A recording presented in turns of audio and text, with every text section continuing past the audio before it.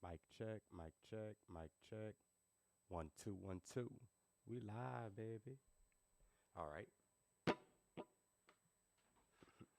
My students would have said that's cringe.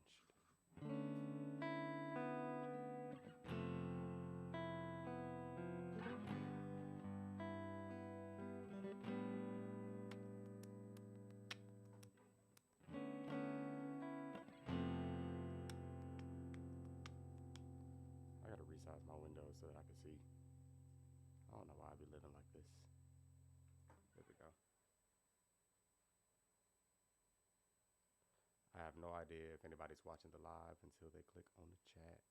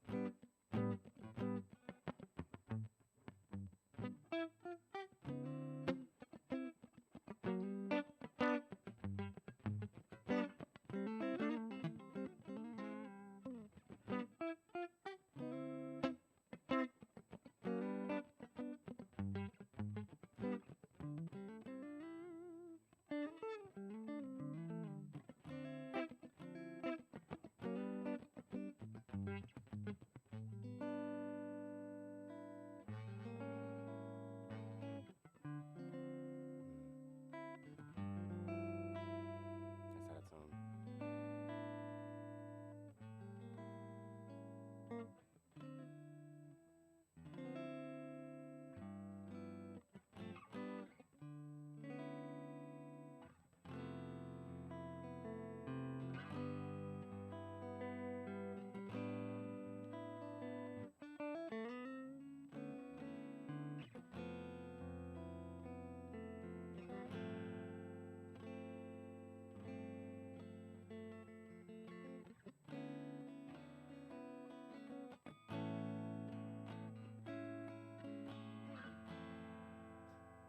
It needs a tune. Like one moment I thought I was good, and then I start hearing stuff, and I'm just like, this is not as in tune as I'd like it to be.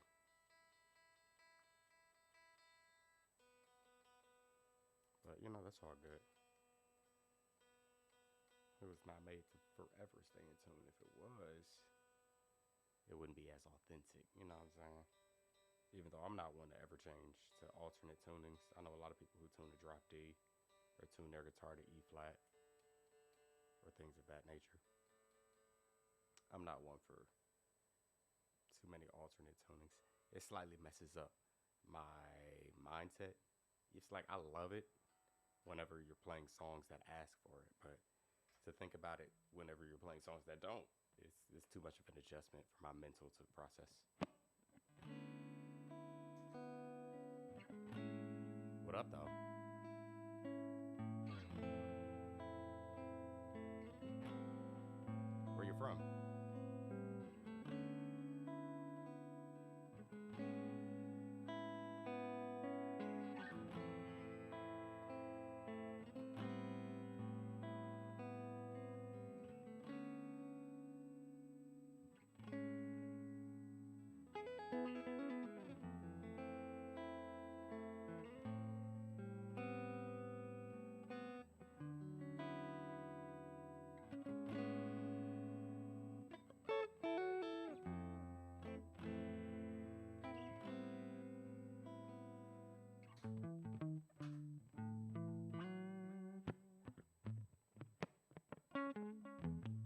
Outer Banks. I only know that from the TV show. I don't really know the actual area anymore though, because I haven't seen it in a minute. I don't know if that's a TV show or a movie now that I think about it. But I'd love to be near a beach.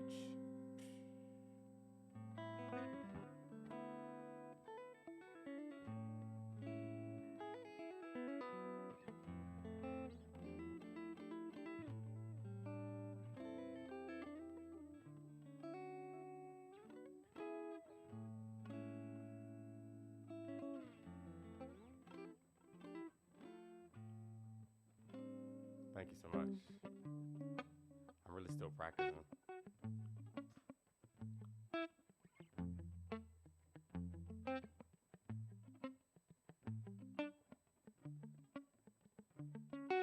Do you play guitar?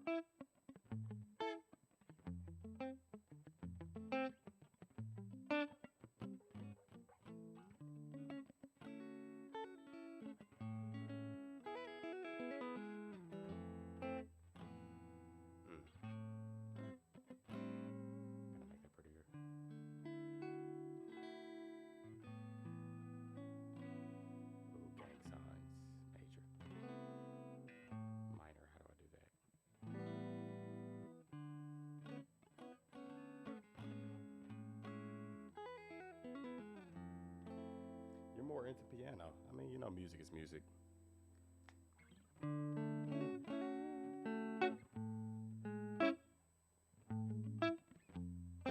Intro to piano. And oh, you're just correcting yourself to say into.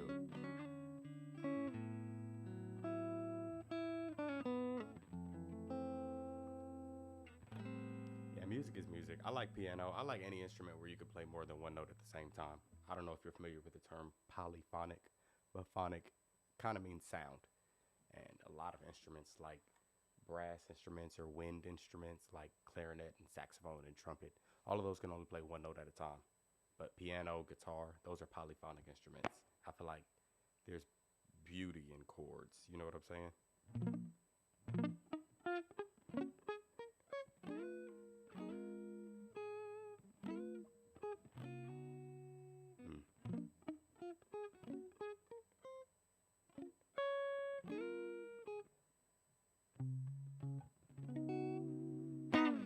Like that in forever.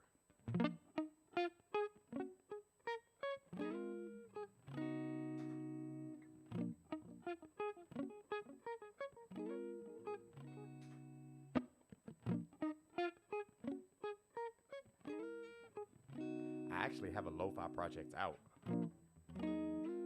Oh. Yeah, I love lo-fi. I actually have a lo-fi project out.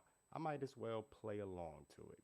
So, if you're interested in searching up my music, my platform, everything is underneath the name Paul Neal, so you can search me up on any streaming platform. Of course, social media platforms, Paul, Paul, Neal, Neil. I have a lo-fi project called It's Always Cloudy in Nashville. It's 4 songs, but every song on the project is the name of a cloud. And it starts with cirrus clouds. I don't know if you're familiar with cirrus clouds, but they're like feather-looking clouds. They're pretty small. I'm going to play it as I explain it. So I'm playing it now. Turns the volume down. That way you can still hear me over it. So cirrus clouds are like the small feather-looking clouds. The next track is called stratus, which are the more popular clouds that we're used to seeing, which are just like the common shape of clouds if you ever draw a cloud. The next track, the third track, is called cumulus, which are the big clouds. Everybody associates cumulus to like rain clouds, but cumulus doesn't necessarily have to be rain clouds. Just imagine a cloudy day without it being gray, and nimbus are the gray rain clouds. So that's track 4. Yeah, this is It's Always Cloudy in Nashville. I'm gonna play along to it.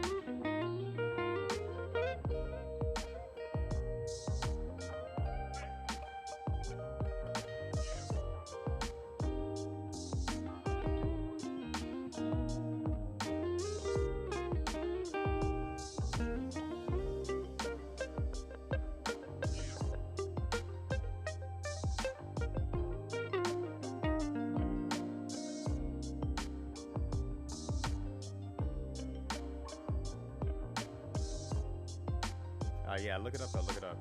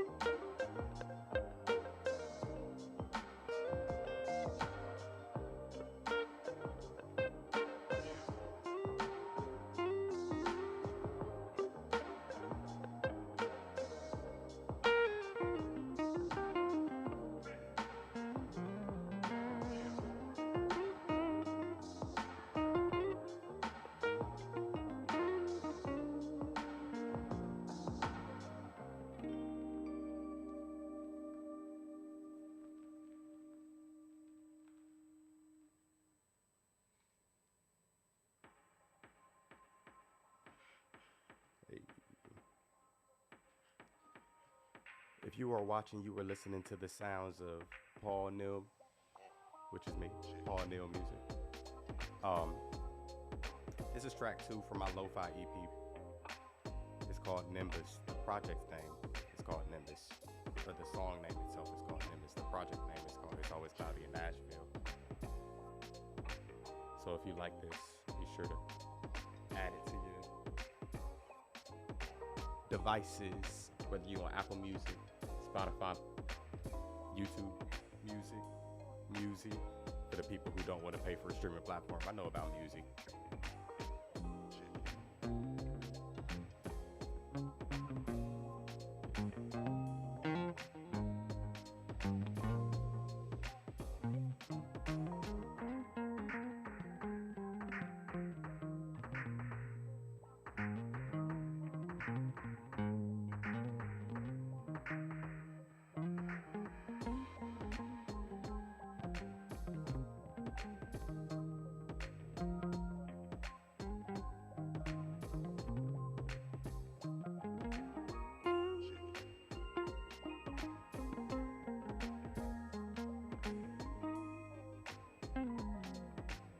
I don't know that. That's a key solo. I played it on piano when I was actually making it, but I never tried to transcribe it from piano to guitar. Transcriptions, though.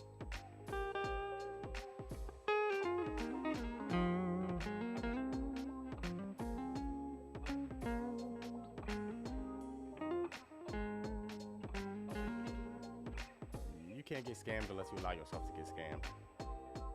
The easiest way that you don't get scammed, playing guitar. They don't scam guitarists.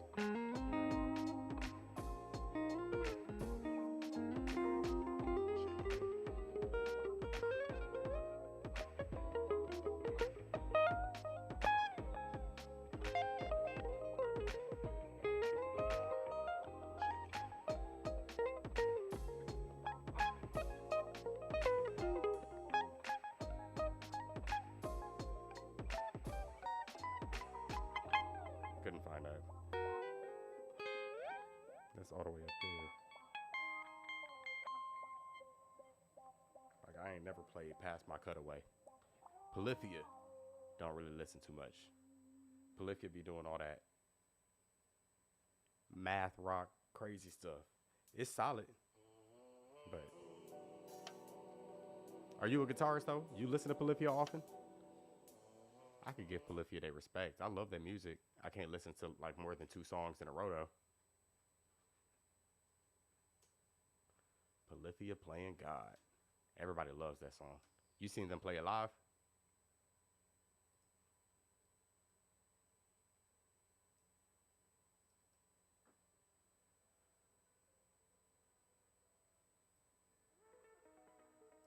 Yeah, that's crazy.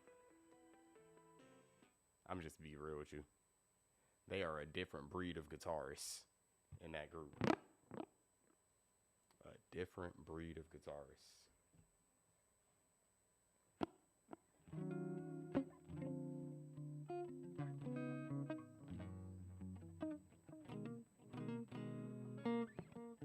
I'm more of a neo soul R&B type of guitarist than whatever Polyphia is.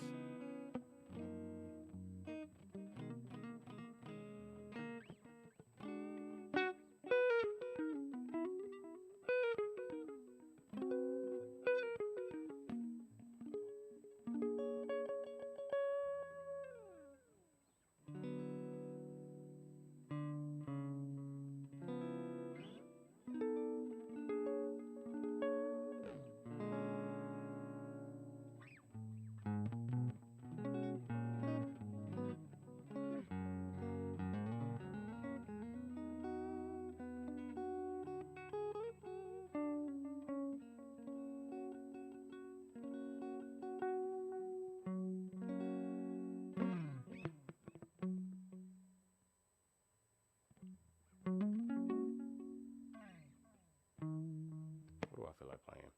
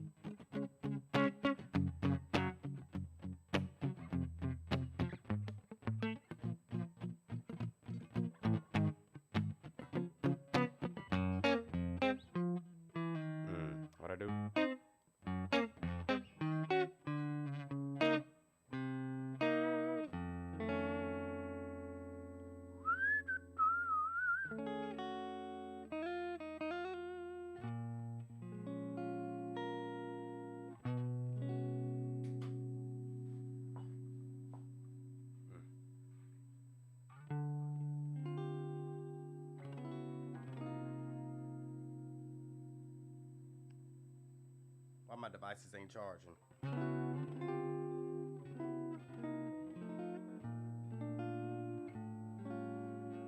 One moment, y'all. One moment, y'all. I gotta plug my device up.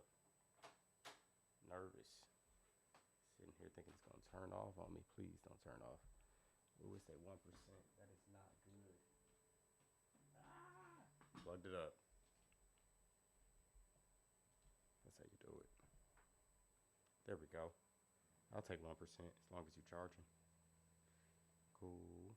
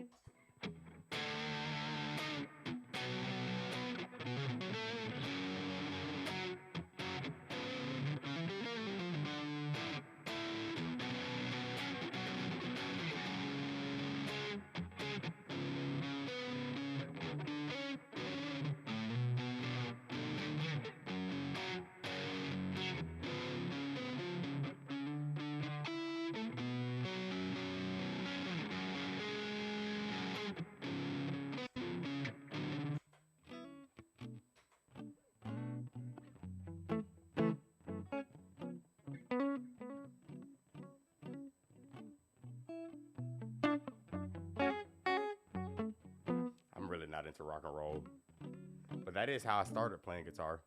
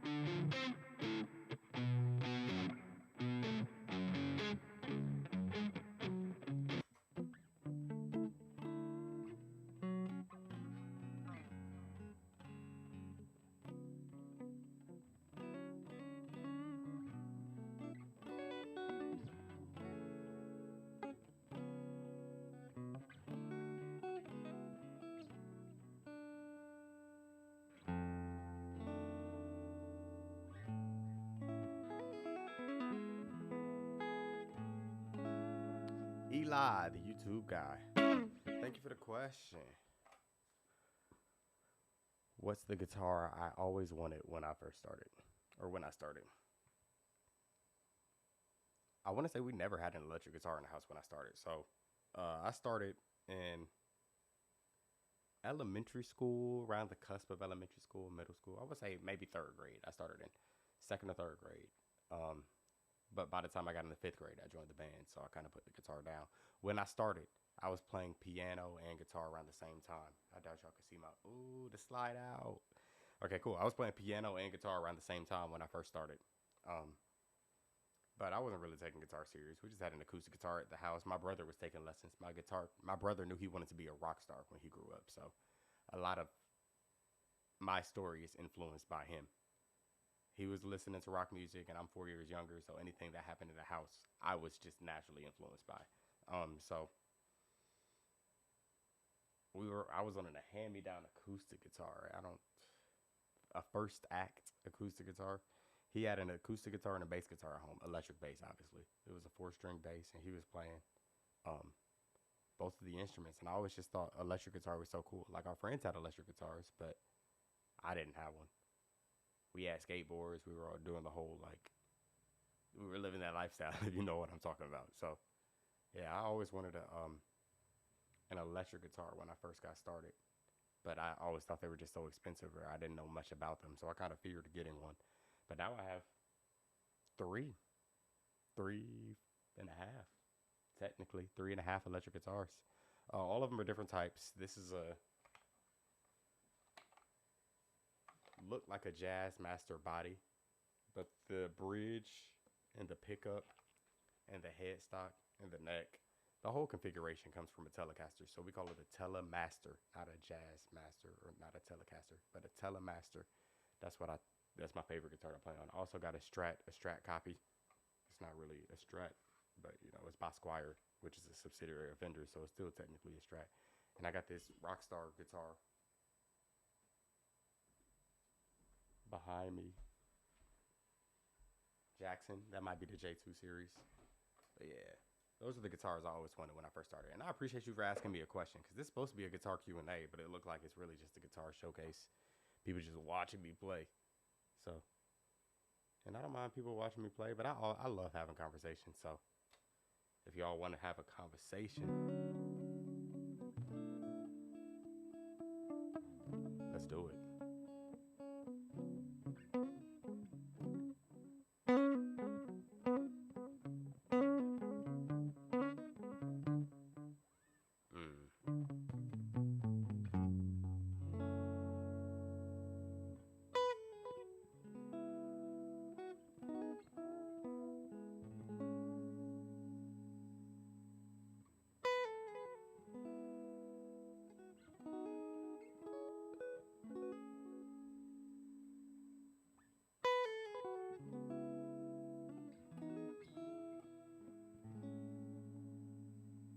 What's going on? Of course, everybody had a Strat copy. And if y'all don't know what questions to ask, I did prepare a list of questions in the description that y'all could just look through and ask. Or you could just pick a number 1 through 75. If you got any questions to ask, pick a number 1 through 75. Let's do that. How about that? Pick a number 1 through 75. I got a whole list of questions we could talk. I like having conversations. Or if any of these tickle your fancy, I'm just going to leave it right there between 18 to 42.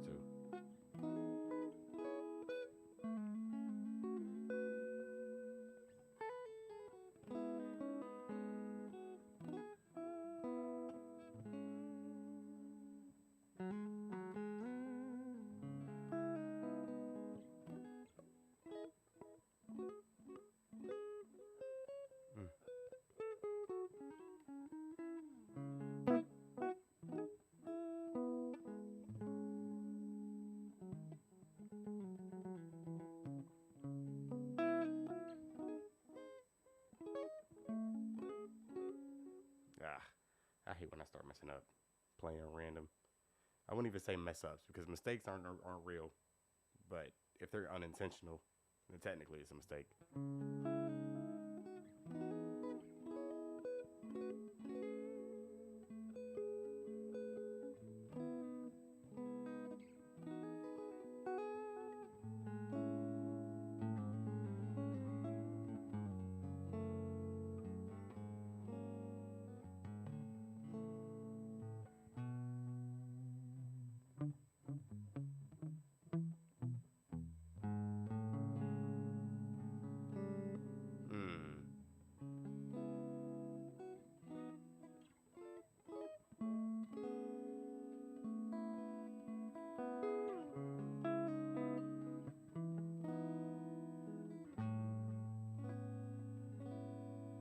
One of my favorite things, since y'all ain't gonna ask me questions, I'm just gonna start talking. But one of my favorite things about guitar, open string chords.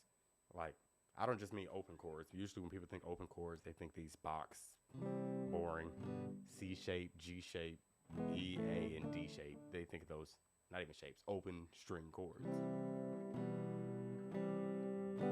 Now, while those do have value, oftentimes people play those chords prettier. Like C, let's just take C major, for instance. And I'm going to take it back to the full screen. Let's just take, if the full screen popped up. Wow, my computer broke. Up. There we go, we're back in business. Let's just take C major, for instance.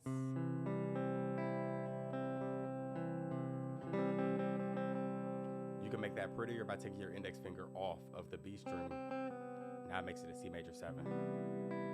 You can make that even prettier.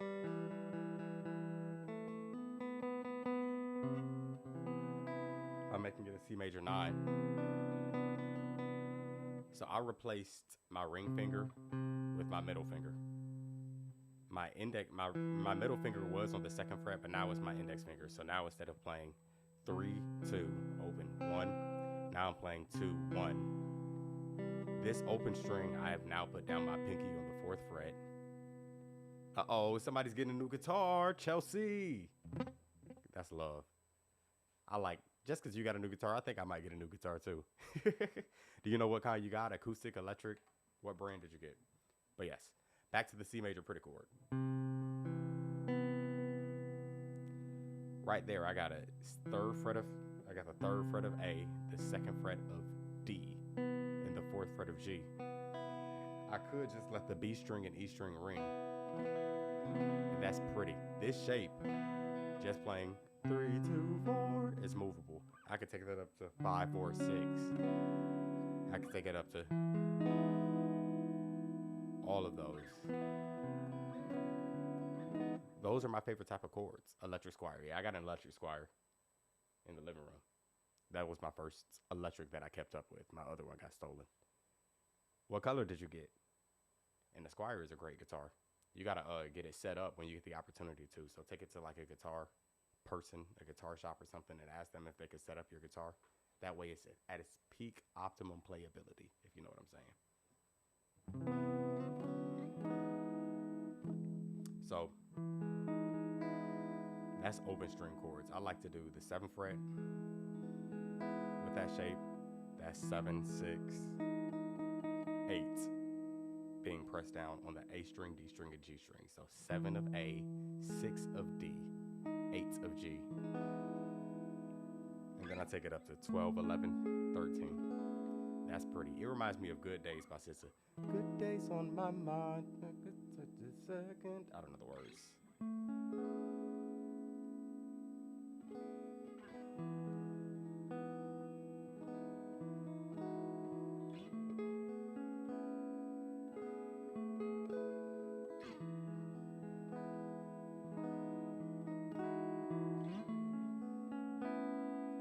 Mint green is a beautiful color.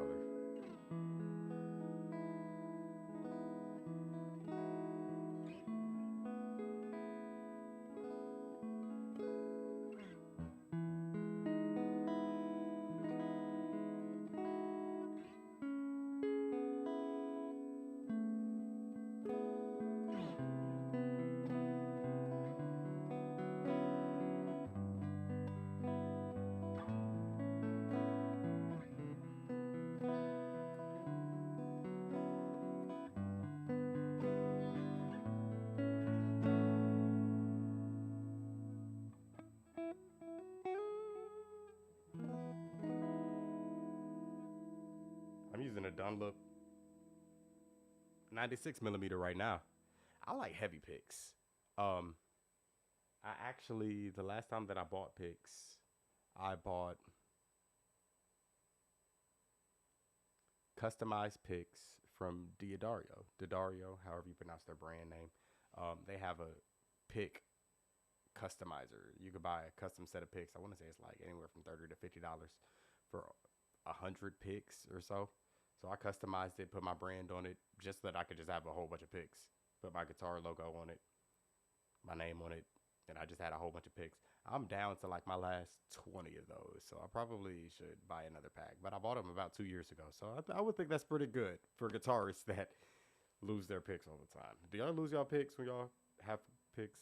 Because where do they go? It's like they grab legs and just get up and walk away.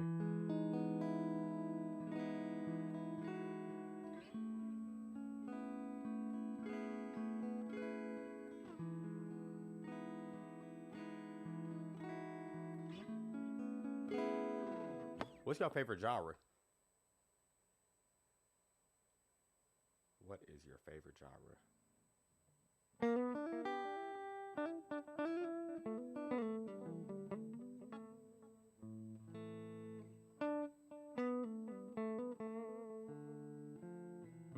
See.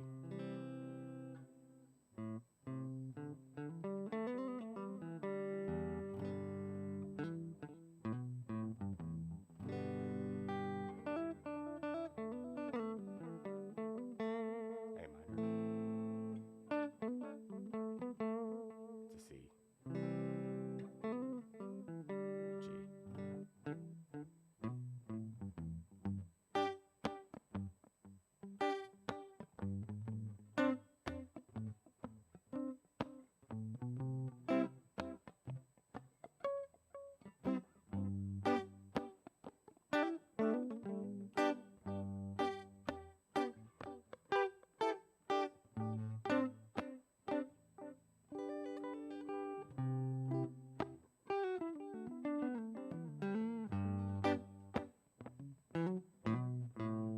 Crap. I meant.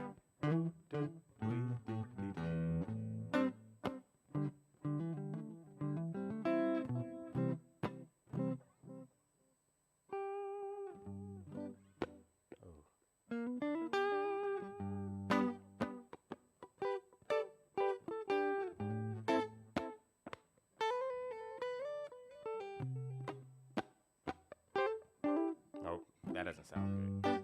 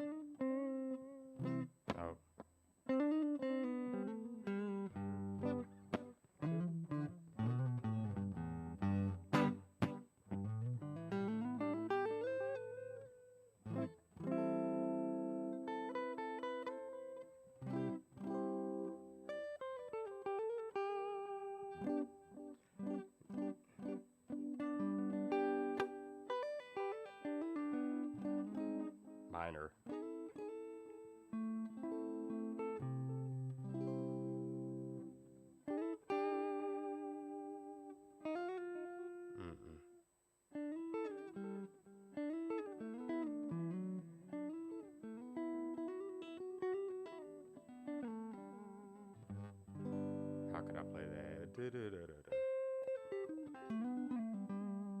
it goes. That's an A shape.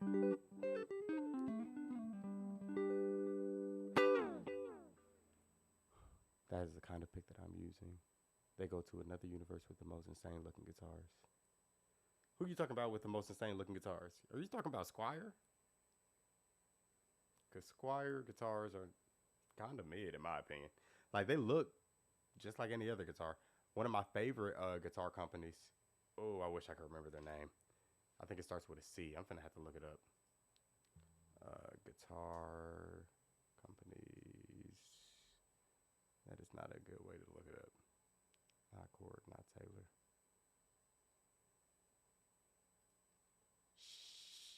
SCH. Oh my gosh, it's on the tip of my tongue. I hate when that happens.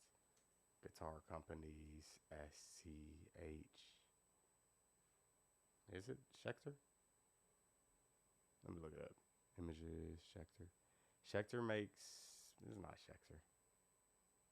I don't even remember no more. That's a sign. Oh, they go to. Oh, you're talking about the picks. Yeah, the picks definitely be going to another universe. They just get up and leave. Yeah, I totally forgot I was talking about picks having or disappearing. Have I ever heard of the Do in Schecter? Schecter isn't the brand that I was thinking of when I started looking at it. I think my brain just started thinking about Schecter because I was, and I hope I'm pronouncing it right, when I started thinking about SCH. But yeah, good call. Yeah, I like that. I like them as well. How often do y'all go to the guitar store and just like play on different brands? As often as I do, I am a Fender guy, tried and true. Um, the Do Ascend. One of my students asked me to teach them a The Do song, but I don't know The Do off the top of my head. But Ascend is popular because as soon as I typed in The Do, that was the first song that popped up.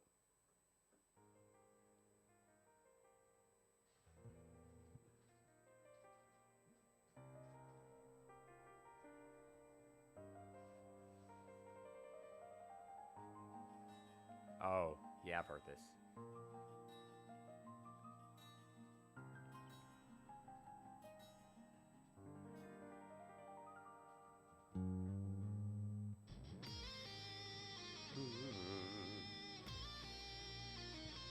Y'all trying to hear that? That's why you asked.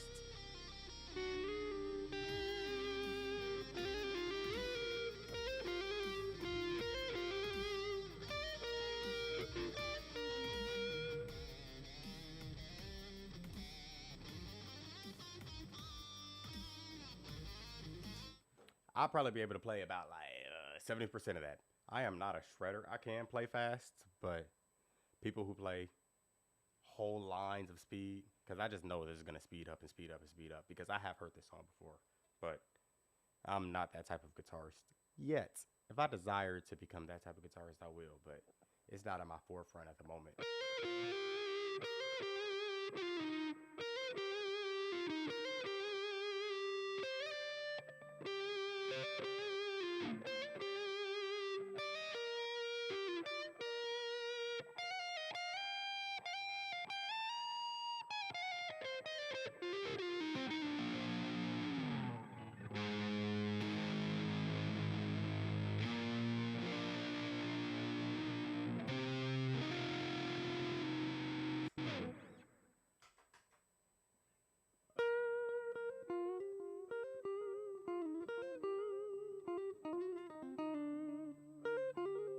That's one of my favorite licks if y'all keep hearing that.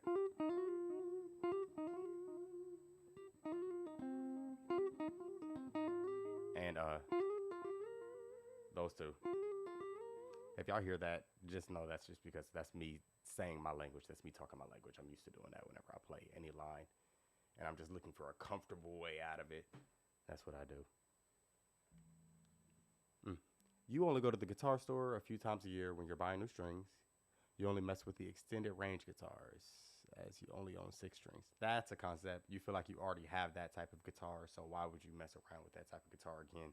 I wish my students heard that comment. Like when I tell you, I got a student that literally shows me a new guitar every other week, and they're like, Do you think I should buy it? No. No, you should not spend money on another guitar. You have yet to master the one that you already have. You don't even know how the tone functions work. Like, come on, man. You don't even. What do you need another guitar for? Just the novelty of having it? But yeah, I would say I only go a couple times a year. I need to make it a goal to go like once a quarter, once every 3 months or so. That way I just. Well, technically, no. I technically work for Guitar Center, but the subsidiary, Music and Arts. But the guitars that they have in my store, Music and Arts, it's like all they have is they're not bad, but they're just there. I don't know how to pronounce your name. Asus. Asus. Or however you pronounce it. But yes, I could tell you about the circle of fifths. So when it comes to music, I'm going to start this from the very beginning just in case nobody understands any of the stuff that I'm saying. But when it comes to music, we have 7 letters in our musical alphabet. A, B, C, D, E, F, G. And it just repeats over and over again. A, B, C, D, E, F, G, A, B, C, D, E, F, G. Although we have 7 letters, we have 12 notes. Every note has a sharp except B and E. So A sharp. B does not have a sharp. C sharp. D sharp. E does not have a sharp. F sharp. G sharp. And then it restarts. A sharp. Those are all 12 notes. Probably be easier if you saw it. But if you're interested, just leave a comment and I can actually give you handheld or more visual, detailed description of how the circle, not even the circle of fifths, but how the notes of music work. But assuming that you already know about the notes of music, you should know about the relationship between the notes of music. So usually we like to organize those 12 notes into 8-note groupings, which we call scales. Now there's other scales that aren't 8 notes, but more commonly they are 8 notes. Let's just take C major scale, for example. C.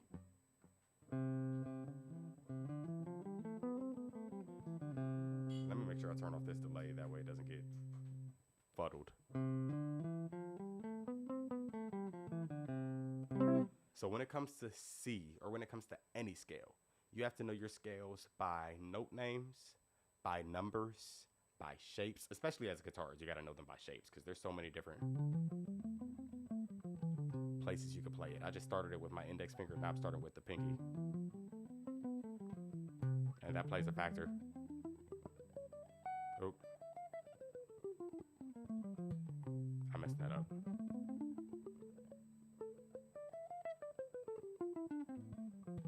That plays a factor when you're playing in the extended range.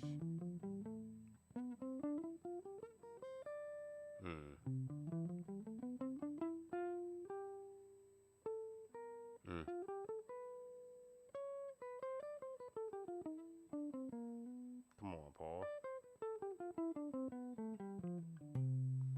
I need to practice my scales more, especially as I'm saying this. But even as I'm saying, you need to know it as this, I need to know it as this as well. So knowing it as shapes plays a factor. Starting with the index finger. Starting with the middle finger. Starting with the pinky finger as well. All of those plays a factor. But not only knowing them as notes, knowing them as shapes, but knowing them as numbers.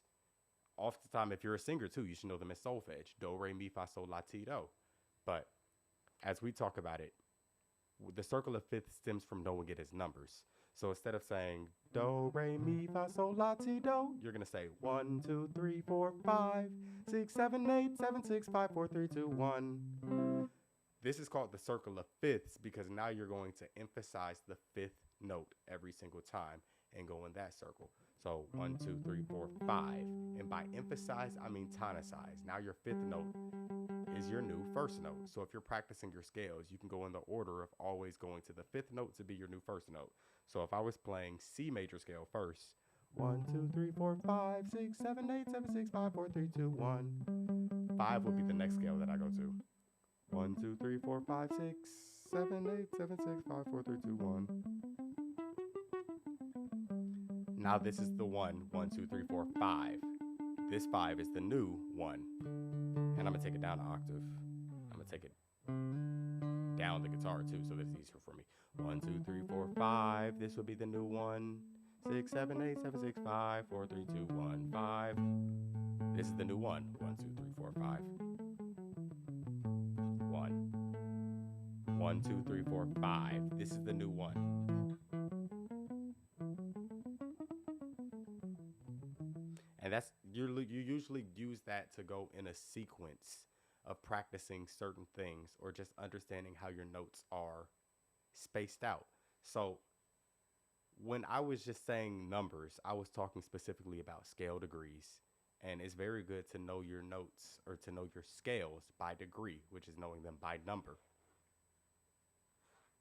And I'll go to that progression as soon as I finish this explanation. Um, it's very good to know your scales by degree or know them by numbers because knowing the distance between scales or the distance between notes plays a big factor. So if I were to take it back to C, 1, 1, 2, 1, 3, 1, 4, 1, 1, 2, 1, 3, 1, 4, 1, 5, 1, 6, 1, 7, 1, 8, 7, 6, 5, 4, 3, 2, 1. And being able to hear that. So if I'm ever playing, I'll automatically know that that's 5. And let's say I'm playing a song that just so happens to do, I'll automatically know that that is moving in fifths.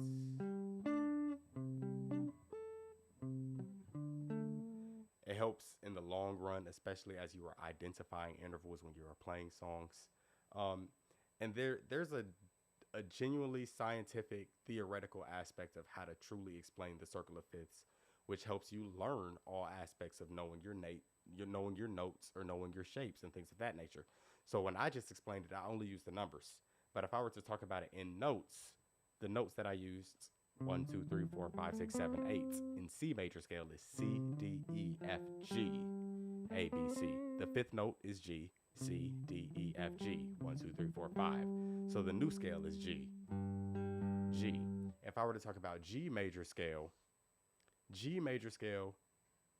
or if I were to talk about C major scale and how many sharps or flats, how many accidentals you use, it has none. It has none. C, D, E, F, G, A, B, C.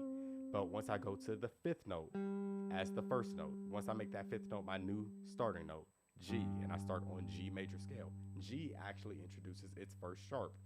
G, A, B, C, D, E, F sharp, G.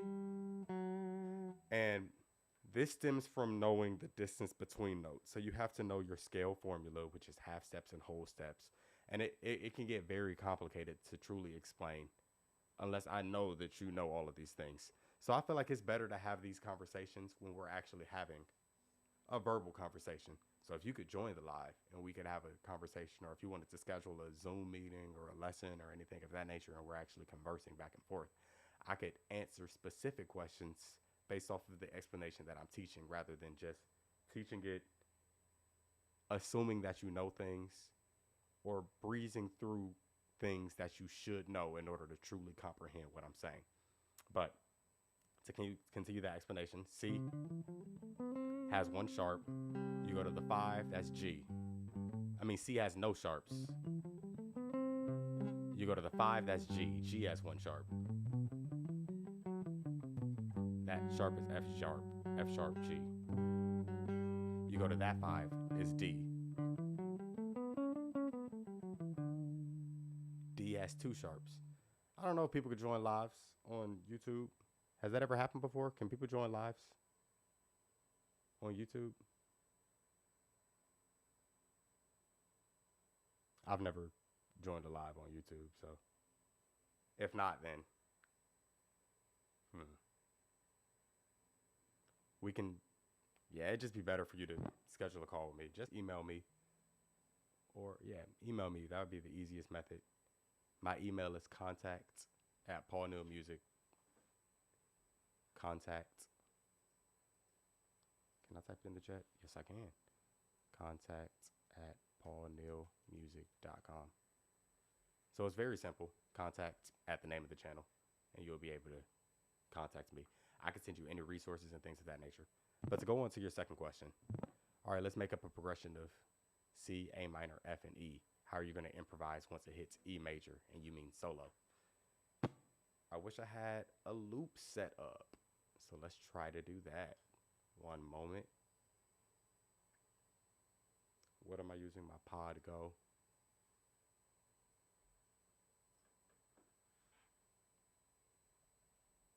And when I say I'm serious, I will teach you this. Like, just reach out to me. I promise you. I got you. I can explain this in a way that I want you to in a way that you can understand it, as long as we have that conversation. Okay. Here we go. I have a looper set up.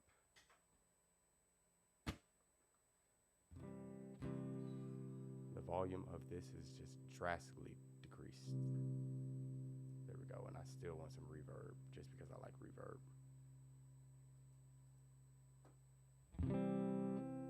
Let's go to Hall reverb. Beautiful. All right.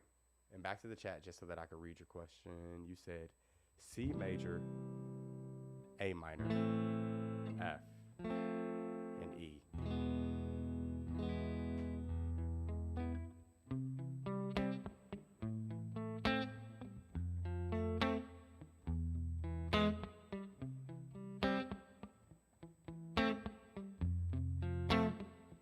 I'm gonna slow that down.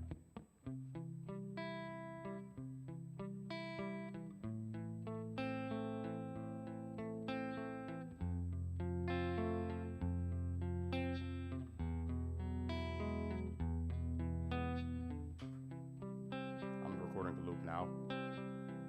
A. And it's funny, that's gonna be the loop every time because I missed that note.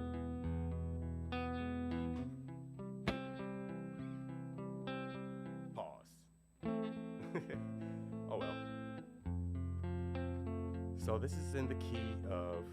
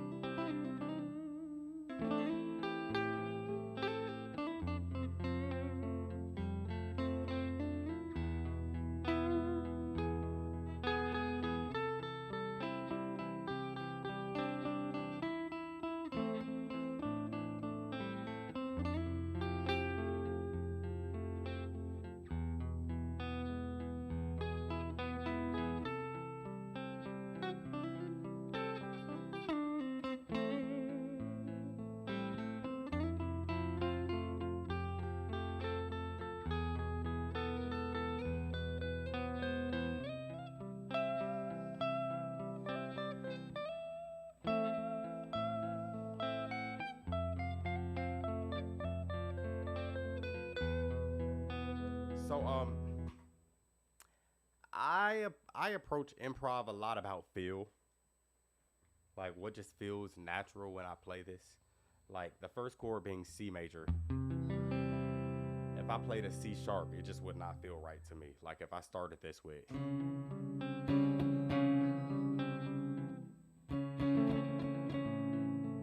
it just wouldn't feel right.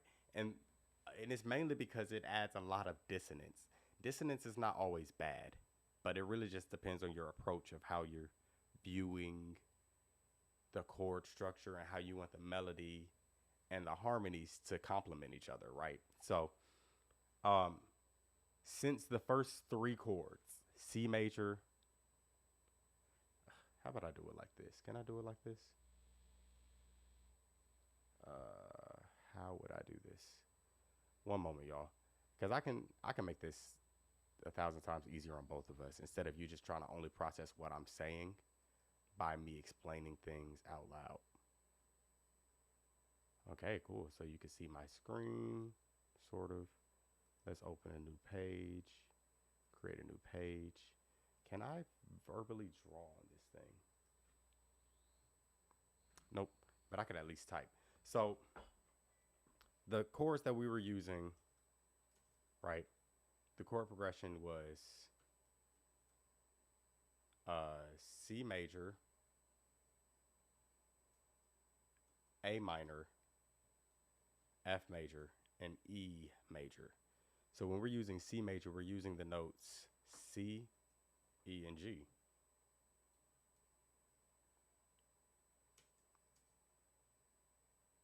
When we're using the notes for A minor, we're using the notes A, C, and E.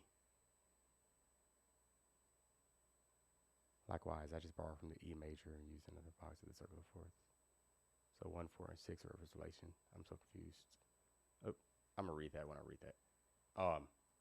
And then when we're looking at the chord F major, it uses the notes F, A, and C. So from the first chord to the second chord, there's two,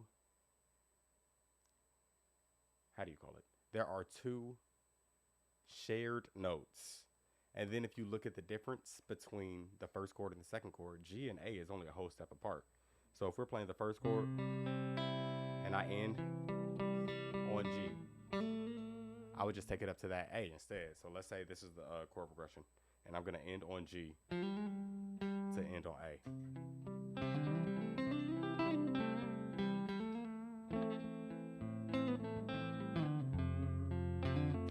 So usually when I'm improvising, I just like to land near the chord tones. So just like how I finished that last line when I did that that fall, C, C, D, I ended on C, which is literally in F major chord. C is right there. And then if we look at the last chord, an E major chord, that leaves us with E, G sharp, and B. Now when we're looking at E major chord, and I wish I could make all of this bigger for y'all because I know y'all are looking at it on a small device. When we're looking at the last chord that says E, F sharp, and B, that's the same notes in relationship to each other as F, A, and C. They are all literally a half step away. So here's F, A, C. F, A, C.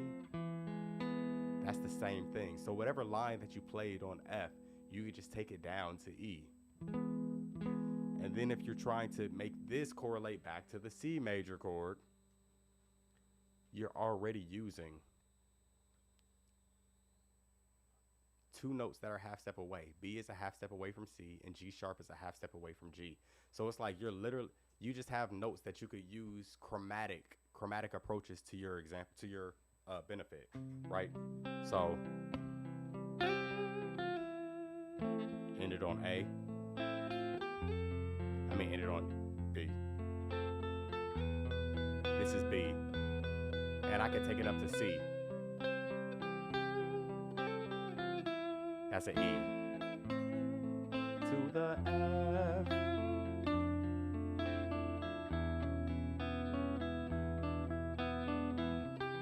And I just ended on A.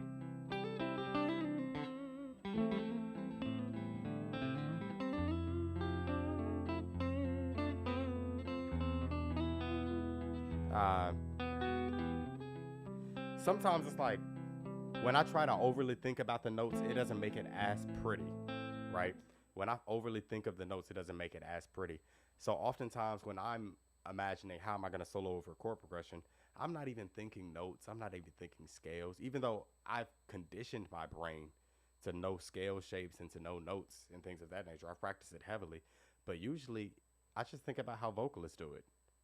Vocalists are the most, and I hate to clown on vocalists. If there's any vocalists watching this live, then sorry. But vocalists are the most unintelligent music theorists ever, because all they focus on is tone of voice.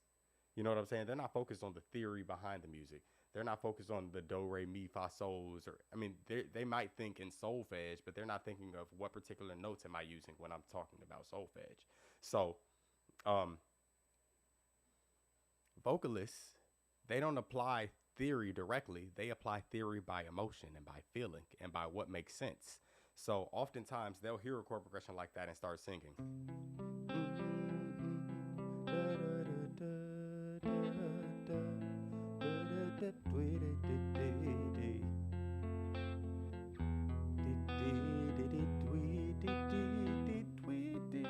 And then you can apply that singing to your guitar.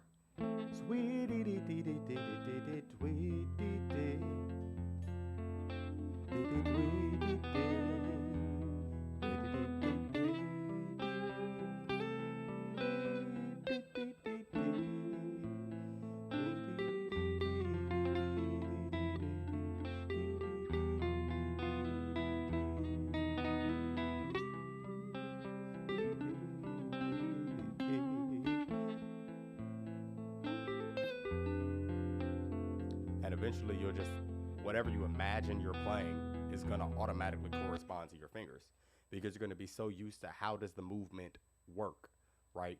And this goes back to even just knowing the notes of your scales. Like I explained that earlier when I was saying C to D, C to E, C to F, C to G, C to A, C to B, and C to C. All of that, knowing the notes of your scales, it plays a ton of a difference. Like if you know you just want to do something crazy, C is the first chord, but let's say you know you wanted it to be pretty.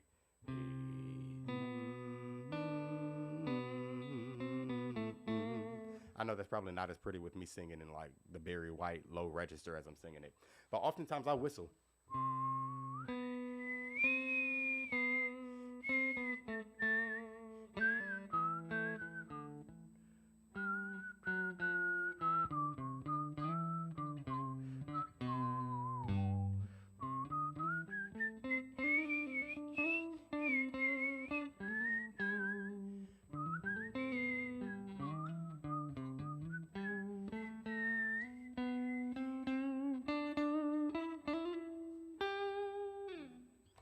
Yeah. And then arpeggios, I guess that plays a huge factor in it too. Knowing the notes that you are playing. Knowing the notes that you are playing.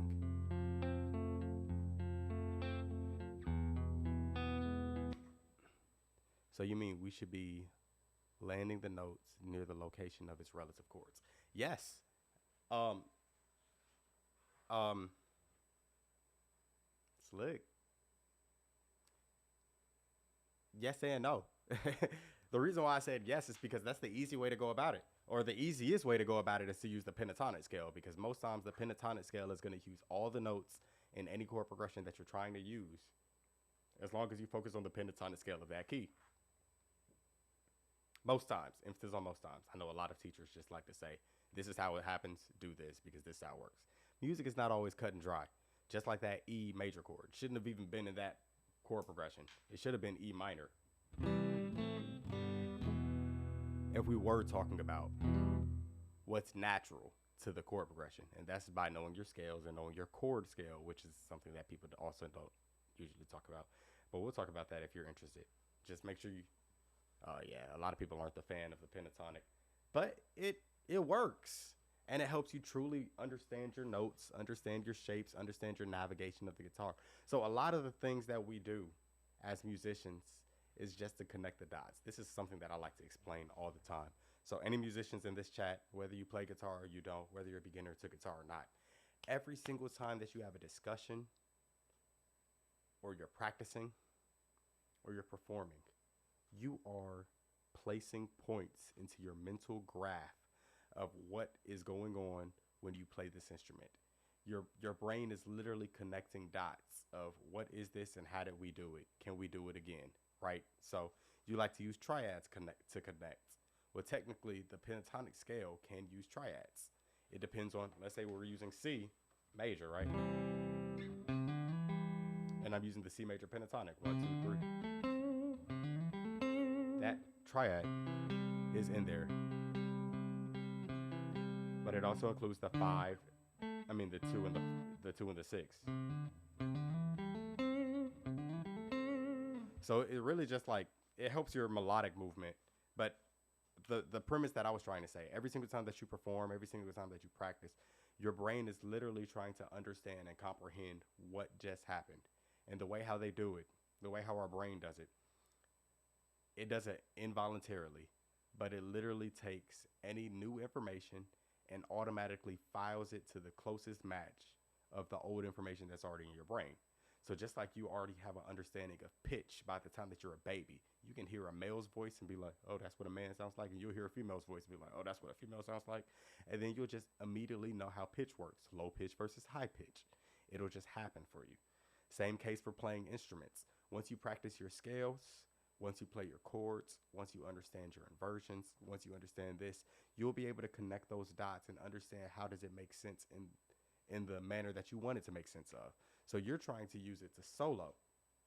Well, I would talk about soloing from the case and viewpoint of scale tones being chord tones, because chord tones derive from the scale.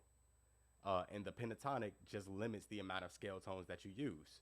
So you don't want to use every scale tone that is in the key because then it might just sound too basic, right? So let's say this is we're going back to our chord progression, right? Oop, I just played minor.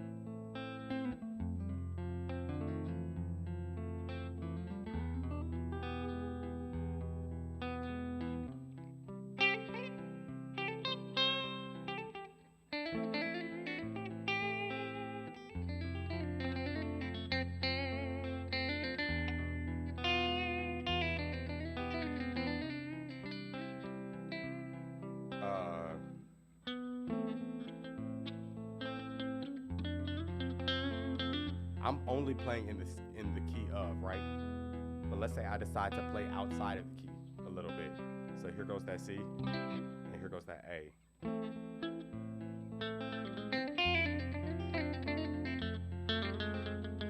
I just added that dissonance, which would only be found in that E major chord. That was a G sharp, but that's not in the A minor chord. And I can still apply that same approach because that's just chromatic. It's right next to a note that would be. So as long as I'm using it to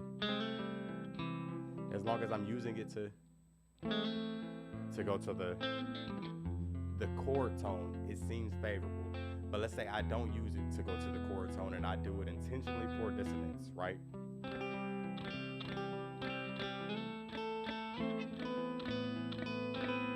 That is not in the chord tone. That was the note B. B is not in the chord tone of A minor because A minor, as we go back to this, A minor only uses, and I need to close this. How does this close? A minor only uses A, C, and E. So, what's your idea to find the key? Could you explain as this progression? Oh, finding keys always relates back to knowing your scales. So this chord progression is cool because we just did C, A minor, F, E, and then we repeat it back to the start all over again. C, A minor, F, E, C, A minor, F, E. But let's say we didn't even use C in this chord progression. And let's take E to its normal note because if we were in the key of C, G sharp would not exist. The key of C only has natural notes, right? C, D, E, F, G, A, B, and then it goes back to C, right? The key of C only has natural notes. So I just took G sharp out of it. Let's say our chord progression was A, F, E minor, and then let's go G major, because why not? I have no idea what this is going to sound like, but why not? So I got A minor, F major, E minor, G. No, because that kind of feels like it's tonicizing A minor. I'm going to change that all over again. Sorry. I'm going to take A minor out too because A minor and C major, they're very related. So I don't want you to even think about it. I want you to understand this without even having to find. Cool. So D major, or D minor, because D minor would be minor in the key in this key. D, F, A. I have no idea what this is going to sound like, but we'll see.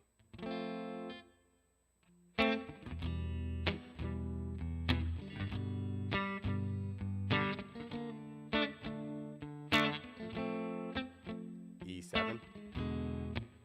Sure. But that's using extended chords. But I don't mind. So we're adding a note. And by extended chords, I mean it's not triads anymore. But back to it. So we got F major, E7. Make sure I'm writing E7, that way you see it.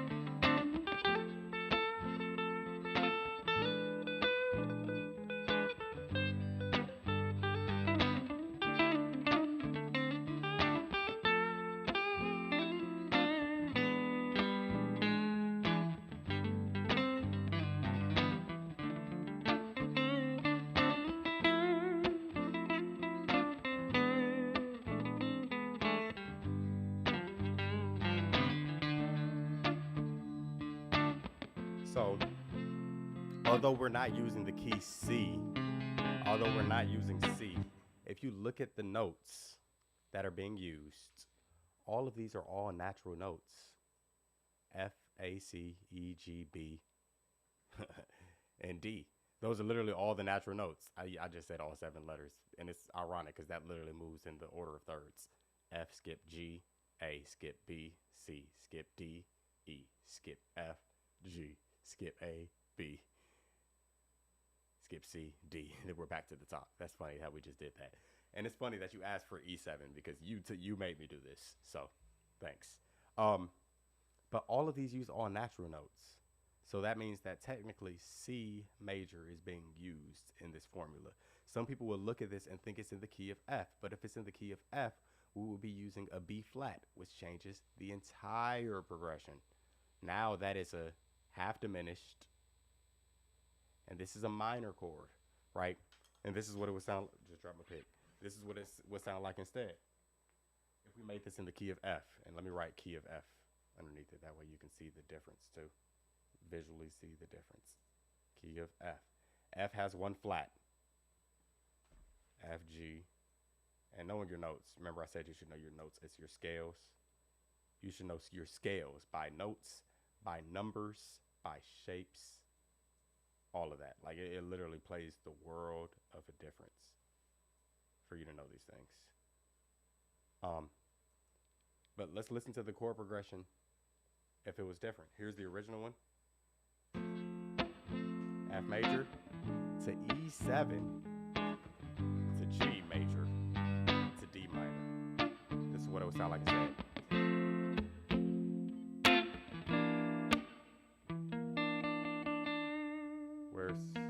That's B flat. Instead of, now it sounds like this. Actually, this will make the 7. Hold on.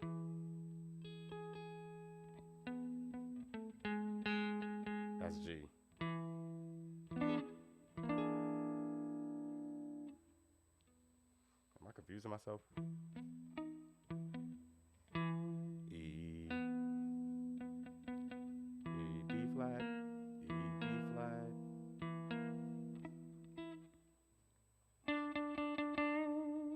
G, D. No.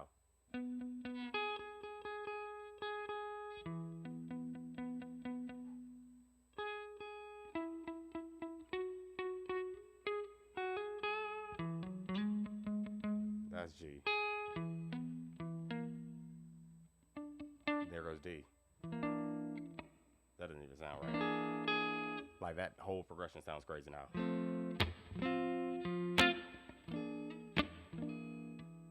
It's a G minor. It's a D minor. So just knowing the notes plays a factor. So oftentimes when I had to figure out what key songs were in, I had to study the melody. And when I studied the melody, I noticed that certain notes move a particular type of way. So let's say I wrote a melody to the chord progression that we just did, right? This is F to E7 to G major to D minor right here. Let's say I wrote the melody to be.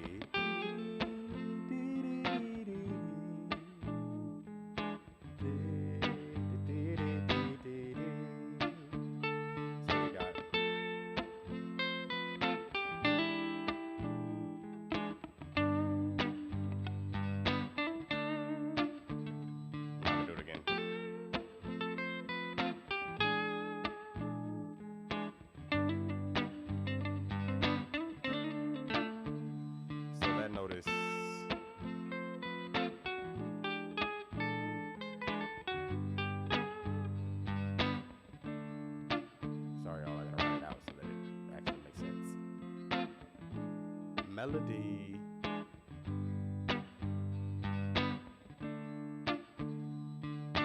A, C, B, A.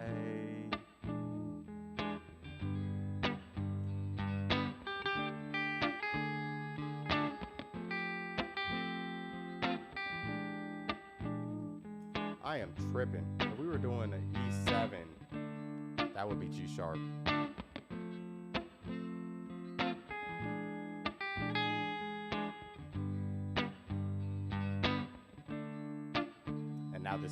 like it's tonicizing A melodic minor instead.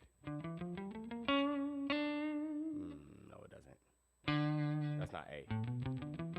That's why. Let me hear it.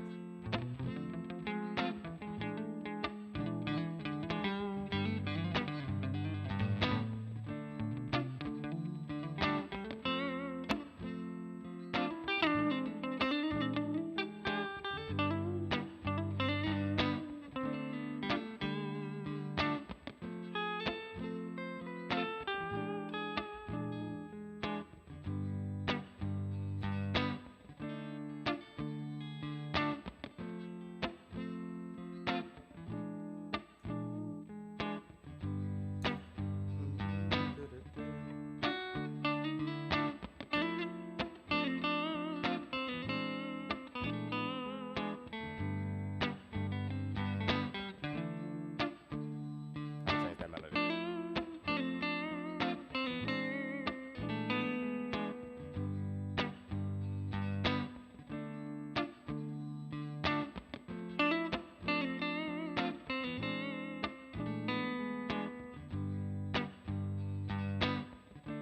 Can you re-ask that question? What do you mean by E then A? I'm changing the melody altogether. Yeah, because the distance between notes didn't change. So when I played a certain scale and then switch strings, it's the same shape. Doesn't matter where I start. Just like power chords.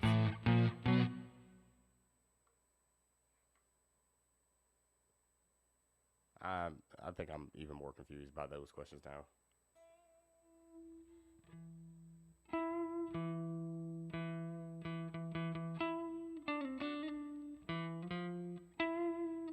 Yeah, I'm changing the melody. E, D, C, B. But those are turnarounds.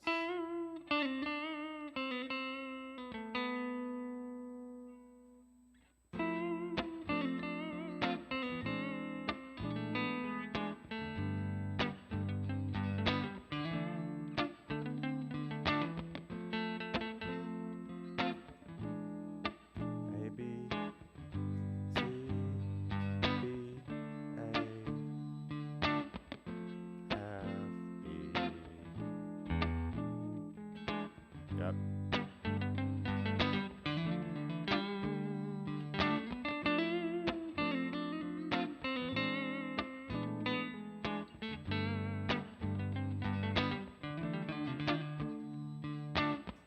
But the point that I was making when it comes to finding keys, oftentimes charting out the melody and looking at how many sharps or flats are used helps you figure out a key immediately.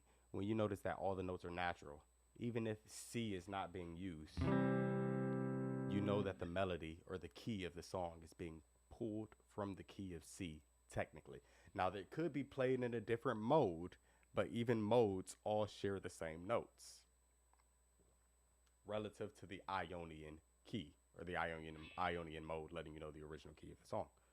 So, usually whenever you are trying to figure out the key of a song, you just look at what the notes are telling you. Use the information that's already given to you. What are the notes being used? Write down the notes. There's only so many scales. We like to call them 12 different scales. Once you know your 12 notes and you know the order of your major scales though, like how your notes flow, meaning whole step, half step, whole step, half step, you'll immediately recognize any major scale no matter where you're starting from. And it gets easier over time. So recognizing the keys of songs is really just by recognizing what notes are being used and then use that information to figure out what actual key that you're in. So as I just wrote down that melody, I'm playing all natural notes. Now it's just a matter of, am I playing in the key of C, or am I playing in the key of its relative minor, or am I playing within the various modes of C, like D Dorian or E Phrygian.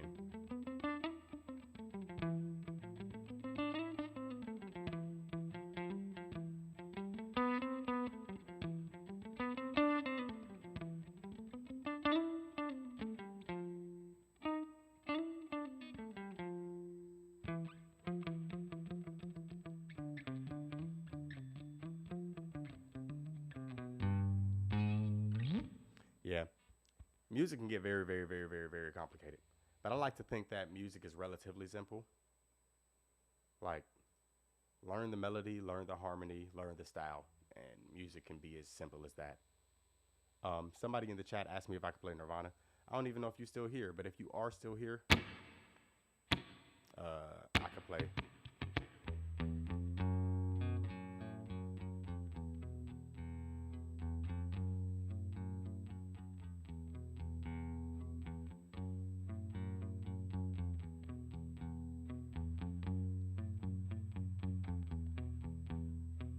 Come as you are, as you were, as I want you to be, as a friend.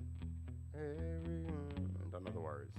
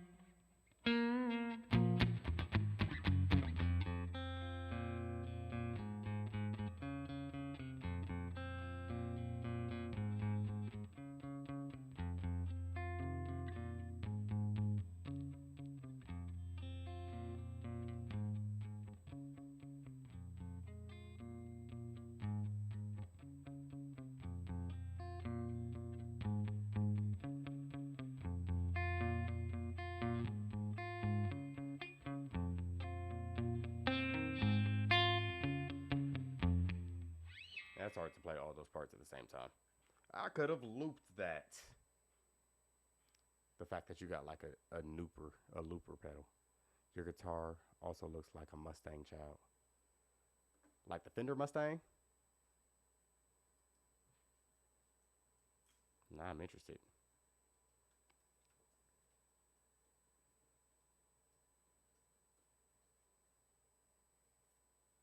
Ooh, images. My eye. I got crud in my eye. Fender Mustang. I guess it could look like a Mustang. I think it looks more jazz masterish though. Kurt's Mustang. Mm. Yeah. If he had pink, shell pink. Mm. Type in Kurt Mustang shell pink into your search. I guess I could. I can't share my screen. It's not that easy. But yeah, it kind of does look like that, don't it? Yeah, I love my guitar though. I love my guitar. I don't know no Metallica. I might know a little bit of Metallica.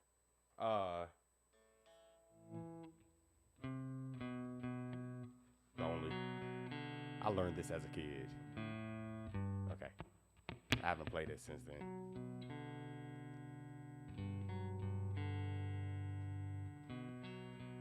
And I still got you on the Scuttle. Scuddy.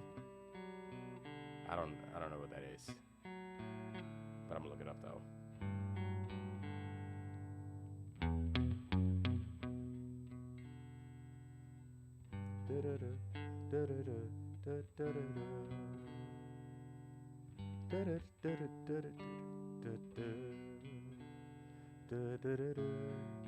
That's my favorite song by them, or one of my favorite songs.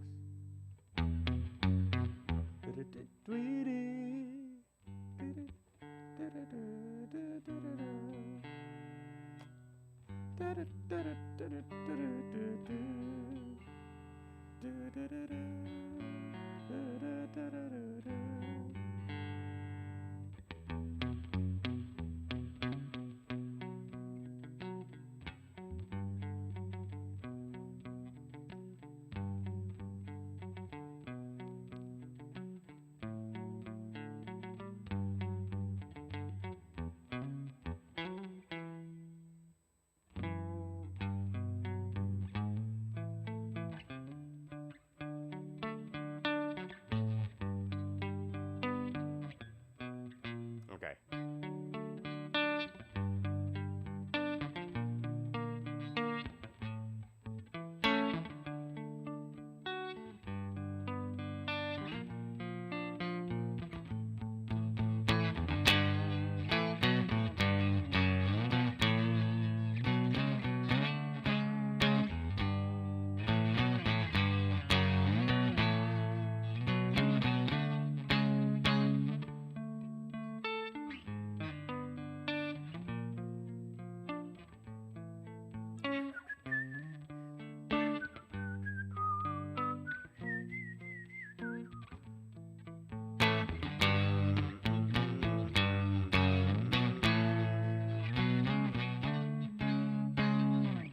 Yeah, I have not like really listened to rock music like intentionally in some time. Like if it just pops up on my playlist, then I might let it play. But um, nah, not really. Um, so that is Scuttle Button. I don't even know what that is, and I hate to sound like one of them. I hate to sound ridiculous when I say that. Scuttle Button. Okay, Stevie Ray Vaughan. Now I really sound ridiculous. That's in the Stevie tuned his guitar down in E flat. Instead of E standard 88 Dynamite Good by Eddie, it was Eddie flat, 8 Eddie flat, 8 flat, Dynamite flat, Good flat, by flat, Eddie flat. Everything was flat. E flat, A flat, D flat, G flat, B flat.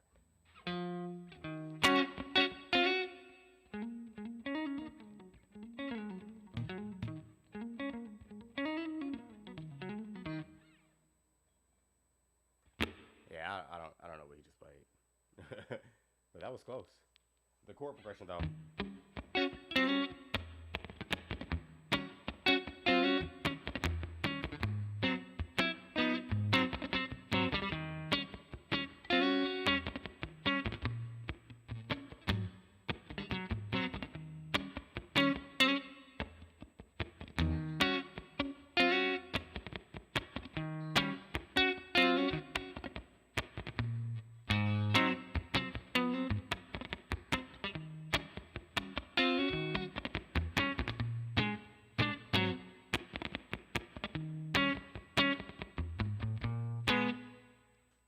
Yeah, I could learn some Stevie if I truly wanted to. I'd be really listening to like neo soul cats though. Like that's really my bread and butter. I love neo soul guitar. So to answer a few more questions before I get into like one of my favorite type of songs and my favorite types of things to play. But somebody asked about the guitar model. I kind of said it earlier, but I'll repeat it. This is a Telecaster neck, Telecaster bridge, Duncan pickups, Squire Jazzmaster body. So this is actually a Telecaster, a Fender and a Squire mix hybrid. We like to call it a Telemaster. I got it from Atlanta Discount Music for $499. But it's a Telemaster, Fender Telemaster with a Fender neck, Squire body, Duncan Broadcaster pickups, and like USA Telemaster. USA Telecaster hardware. So it's pretty phenomenal. This is one of my favorite guitars.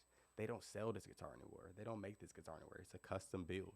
So that's one of the biggest reasons why I love this guitar. And it feels like butter. You know what I'm saying? Like it feels like butter. That's the biggest reason why I haven't put this guitar down. I could be playing for hours and be like, yeah, I still love this guitar. Just like the moment when I first played it. Yep. Everybody say, hey, Rosie. That's her name. Rosie. Hey, Rosie. If you like the guitar. If you don't like the guitar, you don't got to say nothing. And if you don't say nothing, that just means you're a hater. A big fat hater. My favorite song ever, please. If I had a favorite song, what would it be?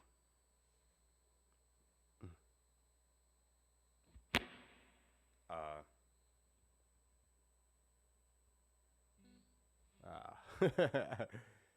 Ooh, there's a lot of good songs. Is that my email? My email is contact at paulneilmusic.com. Contact at the name of this channel. Contact at paulneilmusic.com. Let me go back to the tone settings that I genuinely like because it's still on this.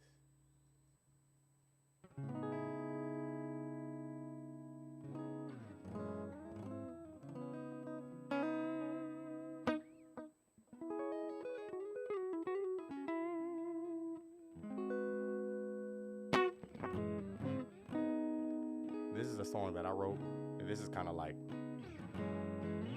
one of my favorite songs now that I think about it.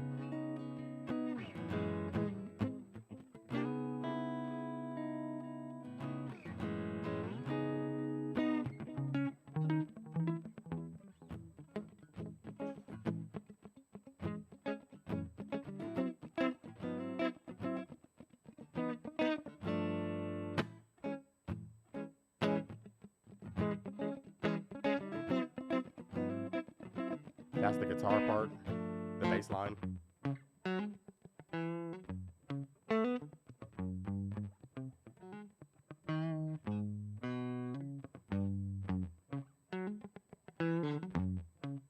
I messed that up.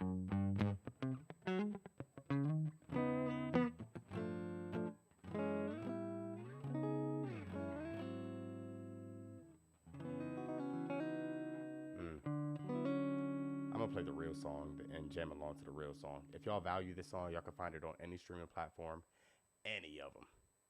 It is a song that I wrote, so it is a song by Paul Neil. Look up Paul Neil on all your favorite platforms: Spotify, TikTok, YouTube. We're already on YouTube right now, so you can just listen to the song. It's called Stirred, Stirred, and it sounds like this.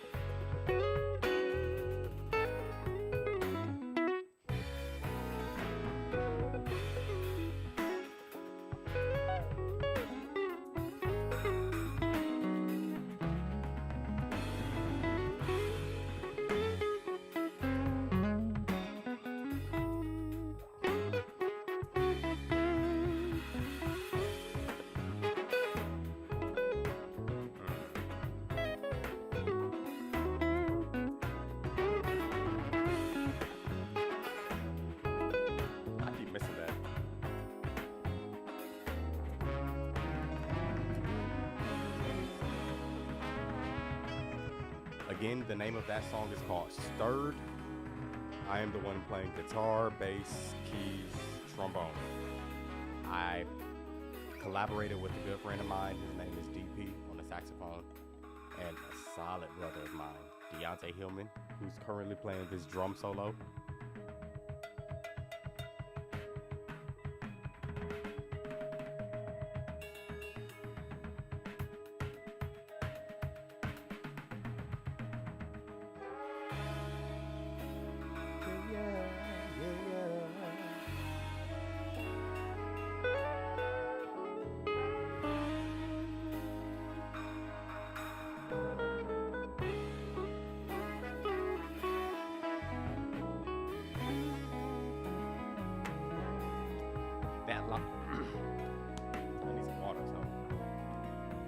That line that just played, and you'll hear it again, is my favorite line of the whole song, and I'm gonna dissect it when the song is over. Because that pretty much leads to the ending.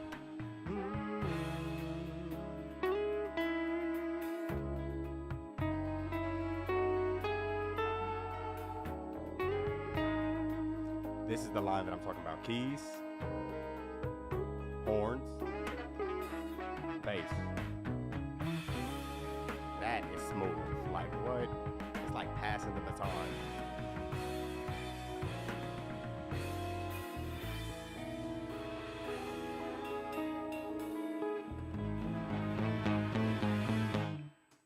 Yep, that is my song started. But the part that I said was my favorite, the keys did a line. The horns followed. The bass followed.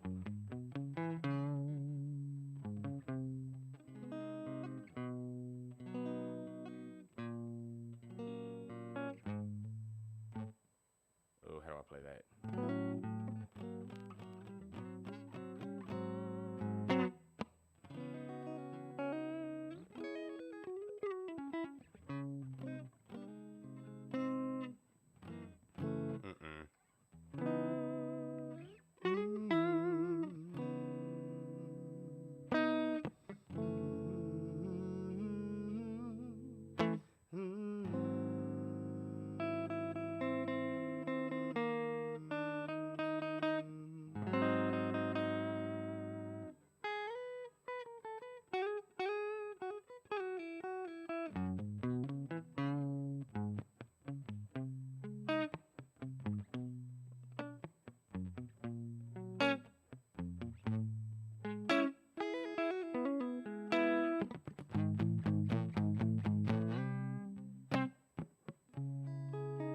That's one of my favorite parts too, just because that chord is like vamping across the entire, like from the drum solo to the end of the song. That chord is the prettiest chord I've ever just accidentally played. Really, all of these chords that I was playing over the song were accidents. Like I was just strumming on the guitar, putting my fingers in random places and said, ooh, pretty. Then I had to look up on the internet, what chord is this? I used a website called Ulimo. And that website literally, like you can plot points on a guitar and it'll tell you what notes are on the guitar that you're currently playing and what chords will be made of that. So this is like a 9. Let's say that's a C sharp minor 9.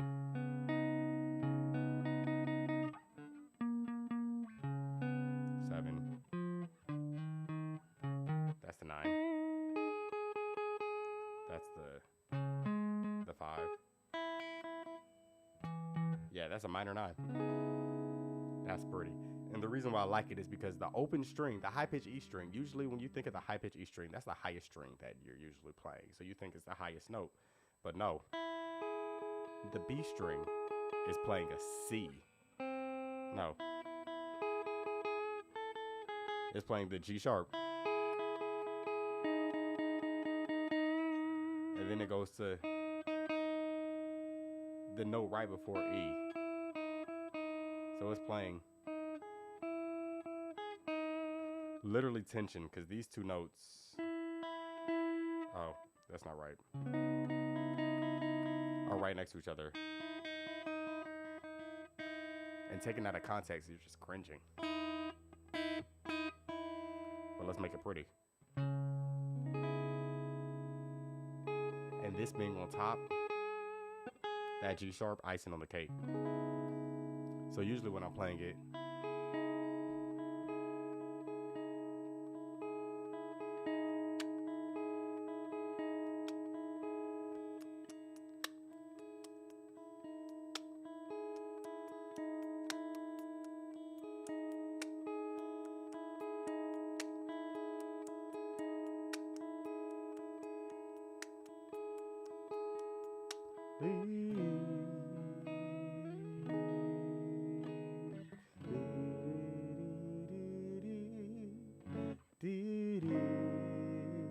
then that walk down.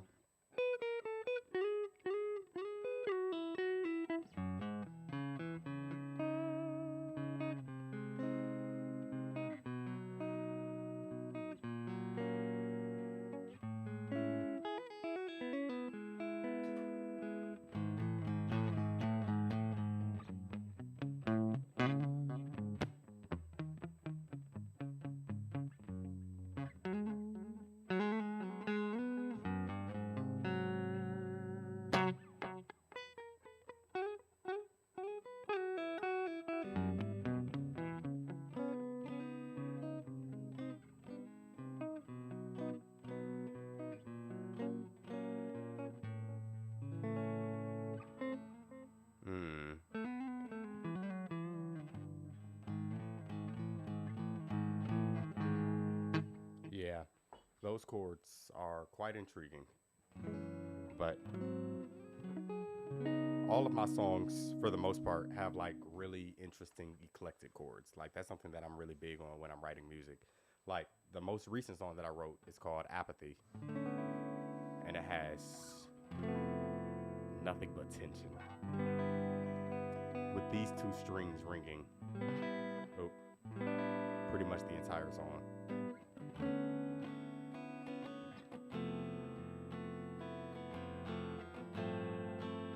And there's an A section and a B section, so here's B.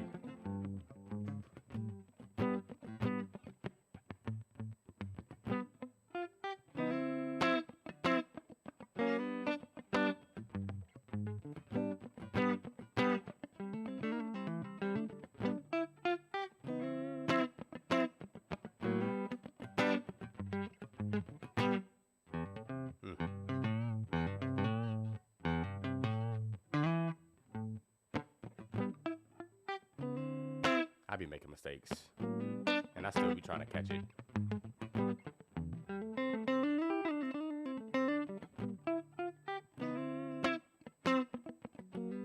It switches to long versions with passing tones.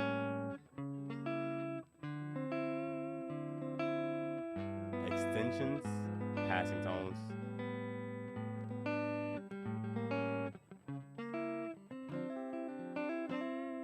Then back to the top.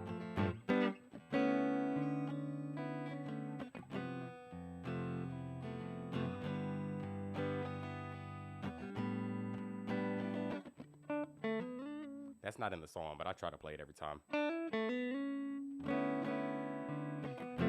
That's like a to take me back to that. To take me back to the main chord progression. I'm gonna do it again. To take me back to this chord.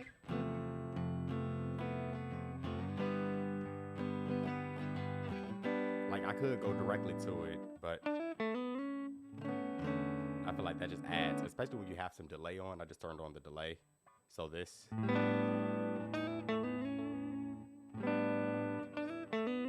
I don't want the sounds to end. You know what I'm saying? Cliffs of Dover. Cliff. I know the song. Do I know how to play it?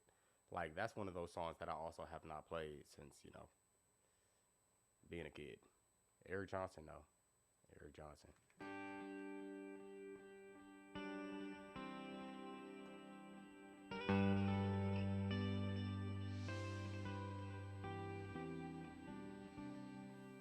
In the key of G.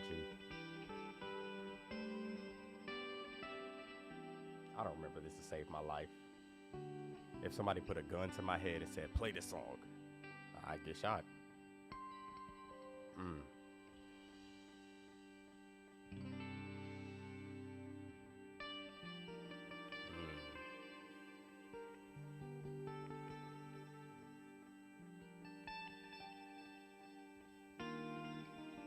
I just know it's in the key of G.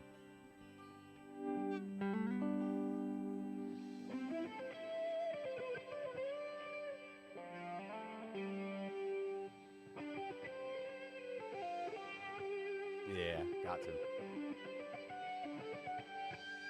I need to study this. I want to say when I first started learning this, I only spent like a day on it. Like literally one day.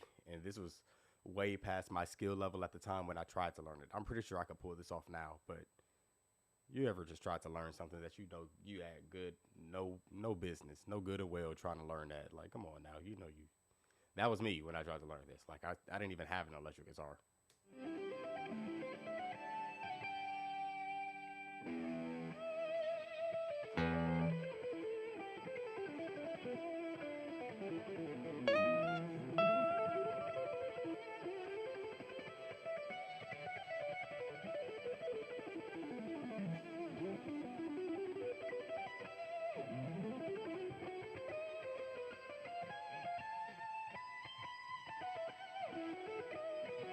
Eric Johnson.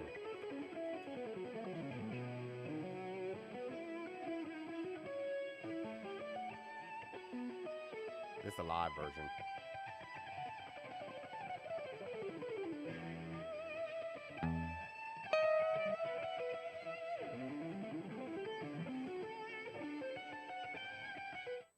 Yeah, long story medium. Can I play it? Eventually, if I actually studied it.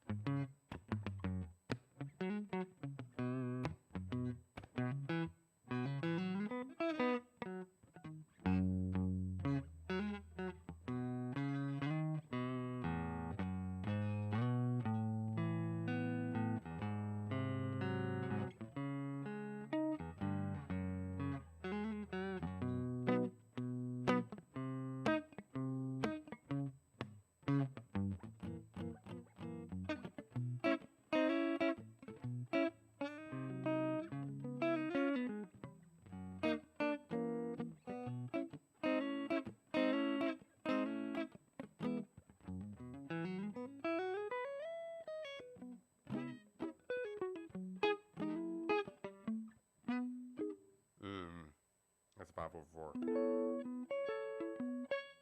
to the 5 to the 3.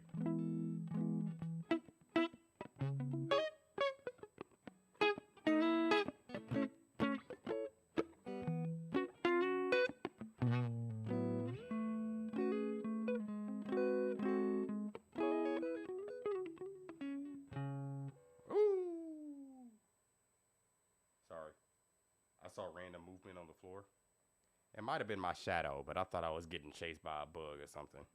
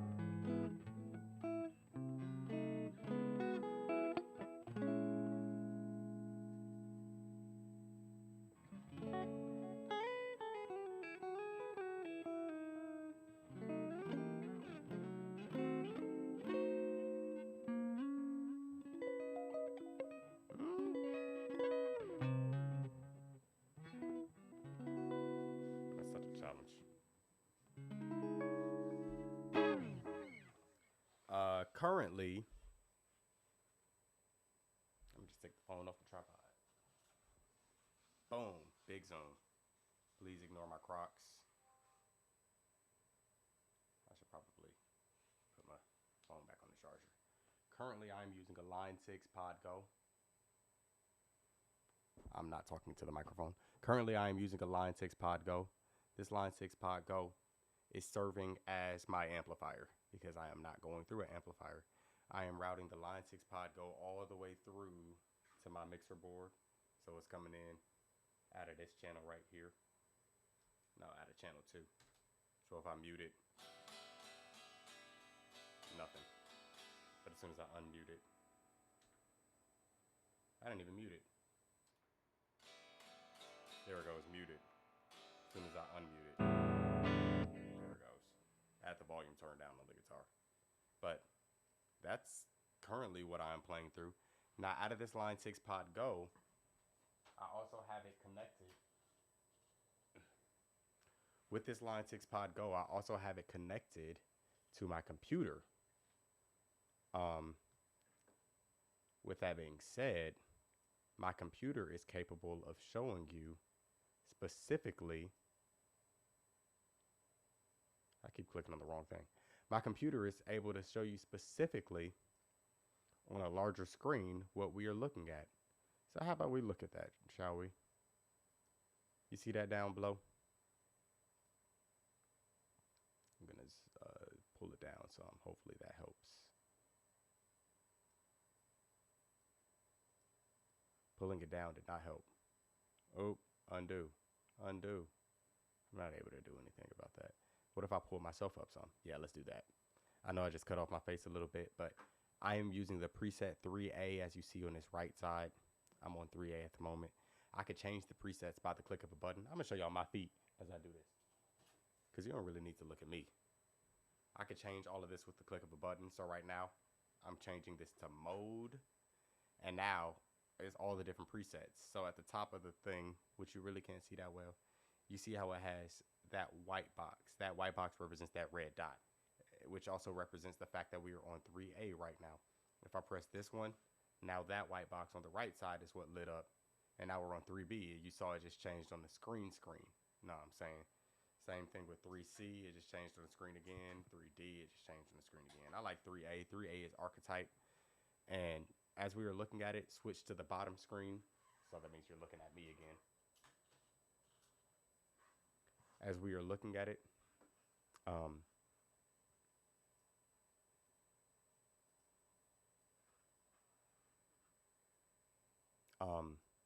what am I saying? As we are looking at it, archetype has an interesting flow, and it's interesting that it's even looking like this right now, because I'm like, oh, on the far left it has a wah pedal. I can control the wah pedal with my expression pedal that you saw on the thing. So once I press it down, it activates it. If I'm on the heel side, it's very filtered. Toe side, the filter lets up. That's how people do that. But I usually keep it on the volume tone. This is the volume knob. It's very straightforward. It's nothing but an expression pedal that really is just nothing but volume. So once I'm on the heel, meaning my toe is in the air, the volume's off. Once my toe is down, it's on full volume. That works if you're trying to do like swells.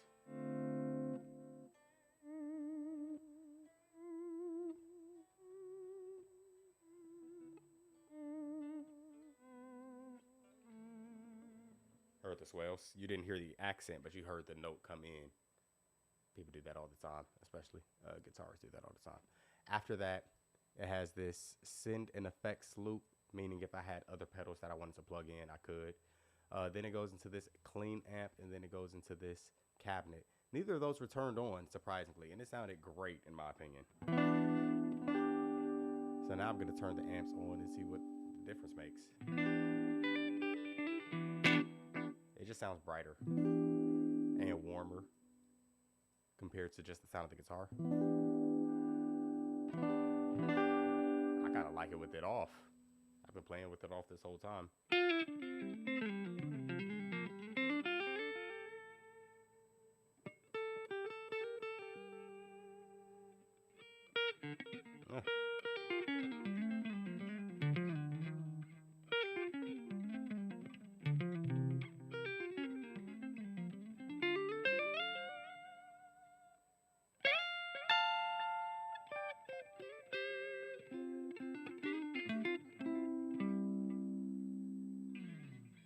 Yep.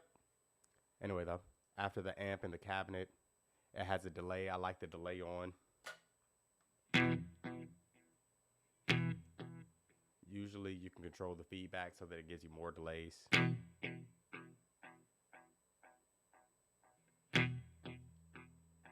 I kind of like mine to be minimum.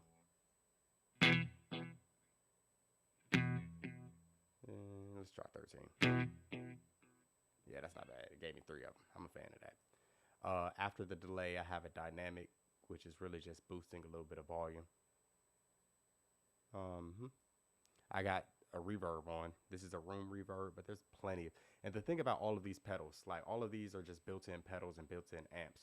But as you see, the list is extensive. I clicked on the amp.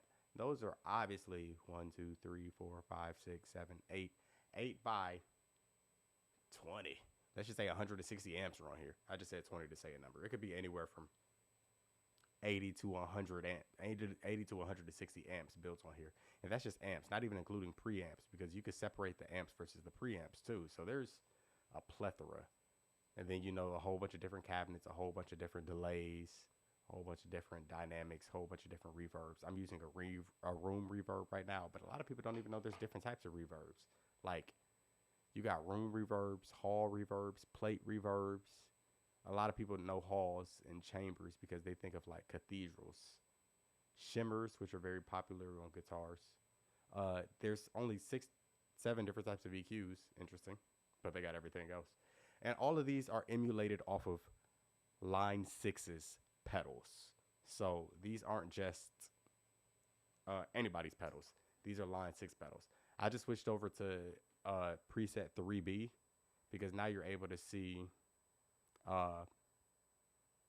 different things that we didn't see before. You saw the delay pedal, and let me switch back to how do I go back to the normal view? Do I hit this triple dot? Yep.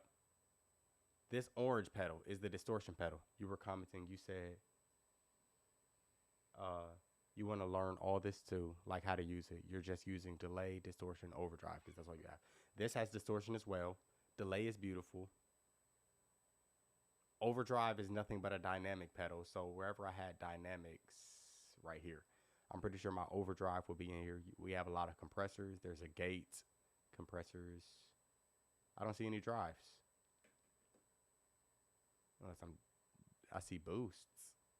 Maybe it'll be in, those are reverbs, dynamics. Maybe it's in, we only have a certain amount of EQs. Well, I guess a drive is a type of distortion. These are all the different Line 6 distortion pedals that they have. So there's so many. They have fuzzes. They have saws. They have some that just say distortion. This OD could stand for overdrive. So they have a stupor overdrive. They have a top secret overdrive. And a lot of people like rock music. They like guitars for the overdrive that comes with it.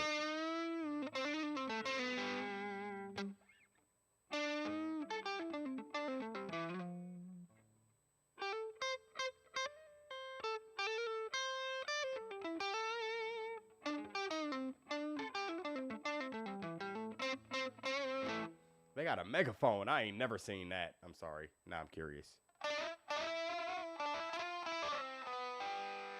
That's gorgeous. Imagine that with some delay and a heavier reverb.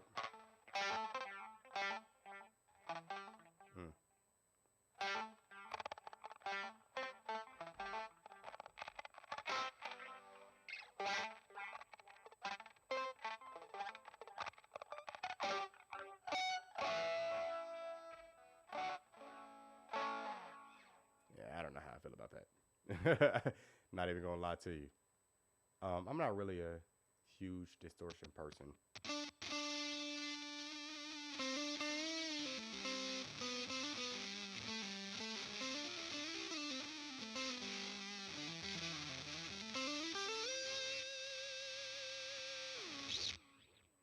One of these days, though, I'm going to host a live stream where I'm just going through all of the different sounds that this has to offer and just seeing what happens. You know what I'm saying? Because there's a lot of presets. Like all of these, I'm just going to click on this. Preset number 1 has a different rig configuration with a different amp. This is using the deluxe amp versus preset number 2, which is using the Cali amp. And they have a plethora of amps. So imagine going through all of this. This is just it's overwhelming for a lot of guitarists because they don't know where to start, where to end. So oftentimes they only use presets instead of going through all of the different features that you can use with this. So it is a lot. But once you find one that you like, just stick to the one that you like and adapt the one that you like. So I like to keep mine on 3A is not bad. Uh, 8C, which is Interstate Z.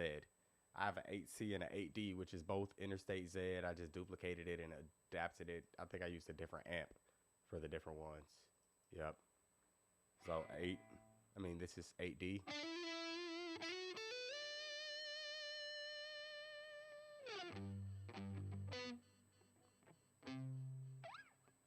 Ooh. It reminds me of like that Hotel California.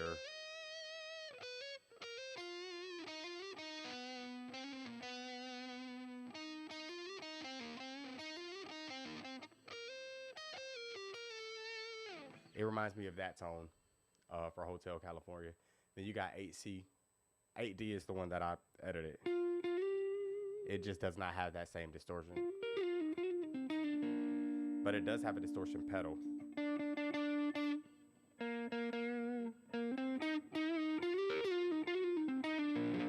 It doesn't feel like distortion.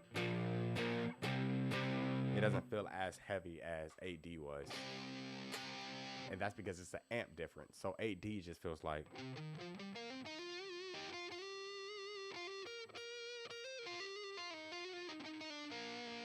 8D feels like guitar solo. 8C just feels like you're trying to cut through with a little bit of...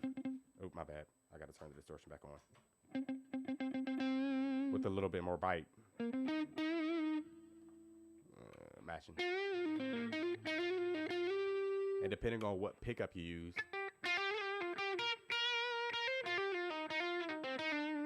Depending on what pickup you use, it probably cuts through the band mix slightly more just because you're not using too much distortion and you're not using a heavy distorted amp, but you're using something that's like still smooth, still clean, but it has a little bit of grit to it. So yeah, there's a lot associated with guitar, and guitar can become very overwhelming for a few people, but in my opinion, I said it, and I'm going to keep saying it again.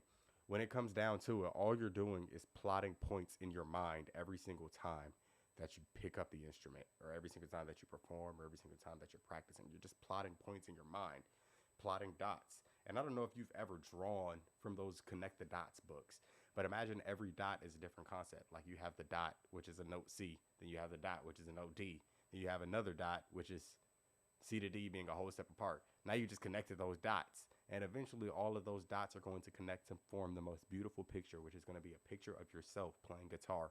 And nobody else is going to be able to connect those dots and make that picture the same way how you made that picture.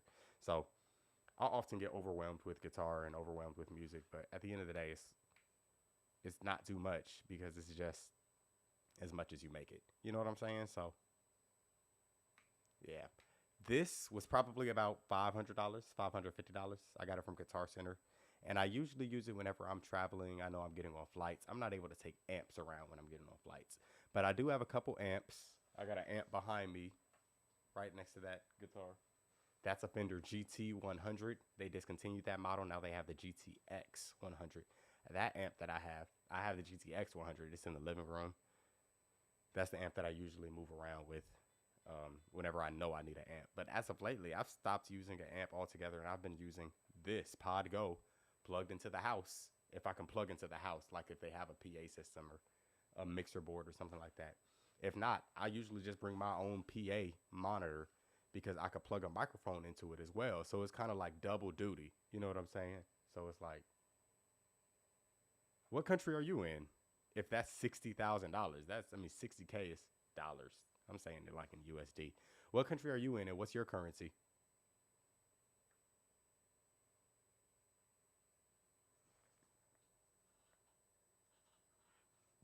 And all of the models that I'm referring to are specifically like, I know they're US, I wouldn't even say US made, but US based. So the currency is probably dependent upon shipping, out of nation shipping. So if you could find a local vendor that's making a multi effects pedal, that's the name of it, multi effects pedal, multi effects rig, you could probably get away with something that's 1,000 times, 60,000 times cheaper. You know what I'm saying? Instead of paying as much as you're paying. But yep, yep, yep, yep, yep.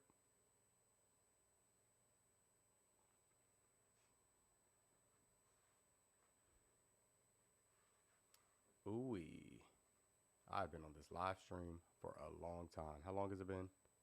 2 hours and 19 minutes. Nepal. Love from the US of A. Love to Nepal all the way. Solid, solid, solid. Anyway, though, more than 70. Okay, yeah, yeah, yeah. That's crazy. I probably wouldn't spend that much on that. If unless it's worth it. If it's worth it, then it's worth it. But anyway, though, I appreciate you for joining the live. I know you told me you emailed me. Let me just double check my email to see if I actually got an email from you. If anybody is on the live and they are interested, yes, yes, yes, I got you. I'm gonna send you some information. I'm gonna send you some resources that way you can get to practicing. Send me some videos if you're playing or anything. I'll give you some feedback, however you want to go about it. I got you on anything that you want to learn. We could talk about scales. We could talk about all the theory-based concepts. But if anybody is watching the live and you're genuinely interested about learning guitar, email me. My email is in the chat. It is contact@paulneilmusic.com. So just let me know. We can get to it. But I appreciate all of you all for joining. I look forward to having the next one. I'm probably going to be doing this as a daily thing around maybe 10:30, maybe for 45 minutes, or 10:15 for an hour. Um, Within the next month, I'm probably going to be doing it daily or twice a week or something of that nature. So keep that in mind. Keep that in mind. Anyway, though, don't forget to like, comment, subscribe, rewatch this video if you wanted to learn specific parts, or let me know anything that you have a question for. If you have a question, email me. I got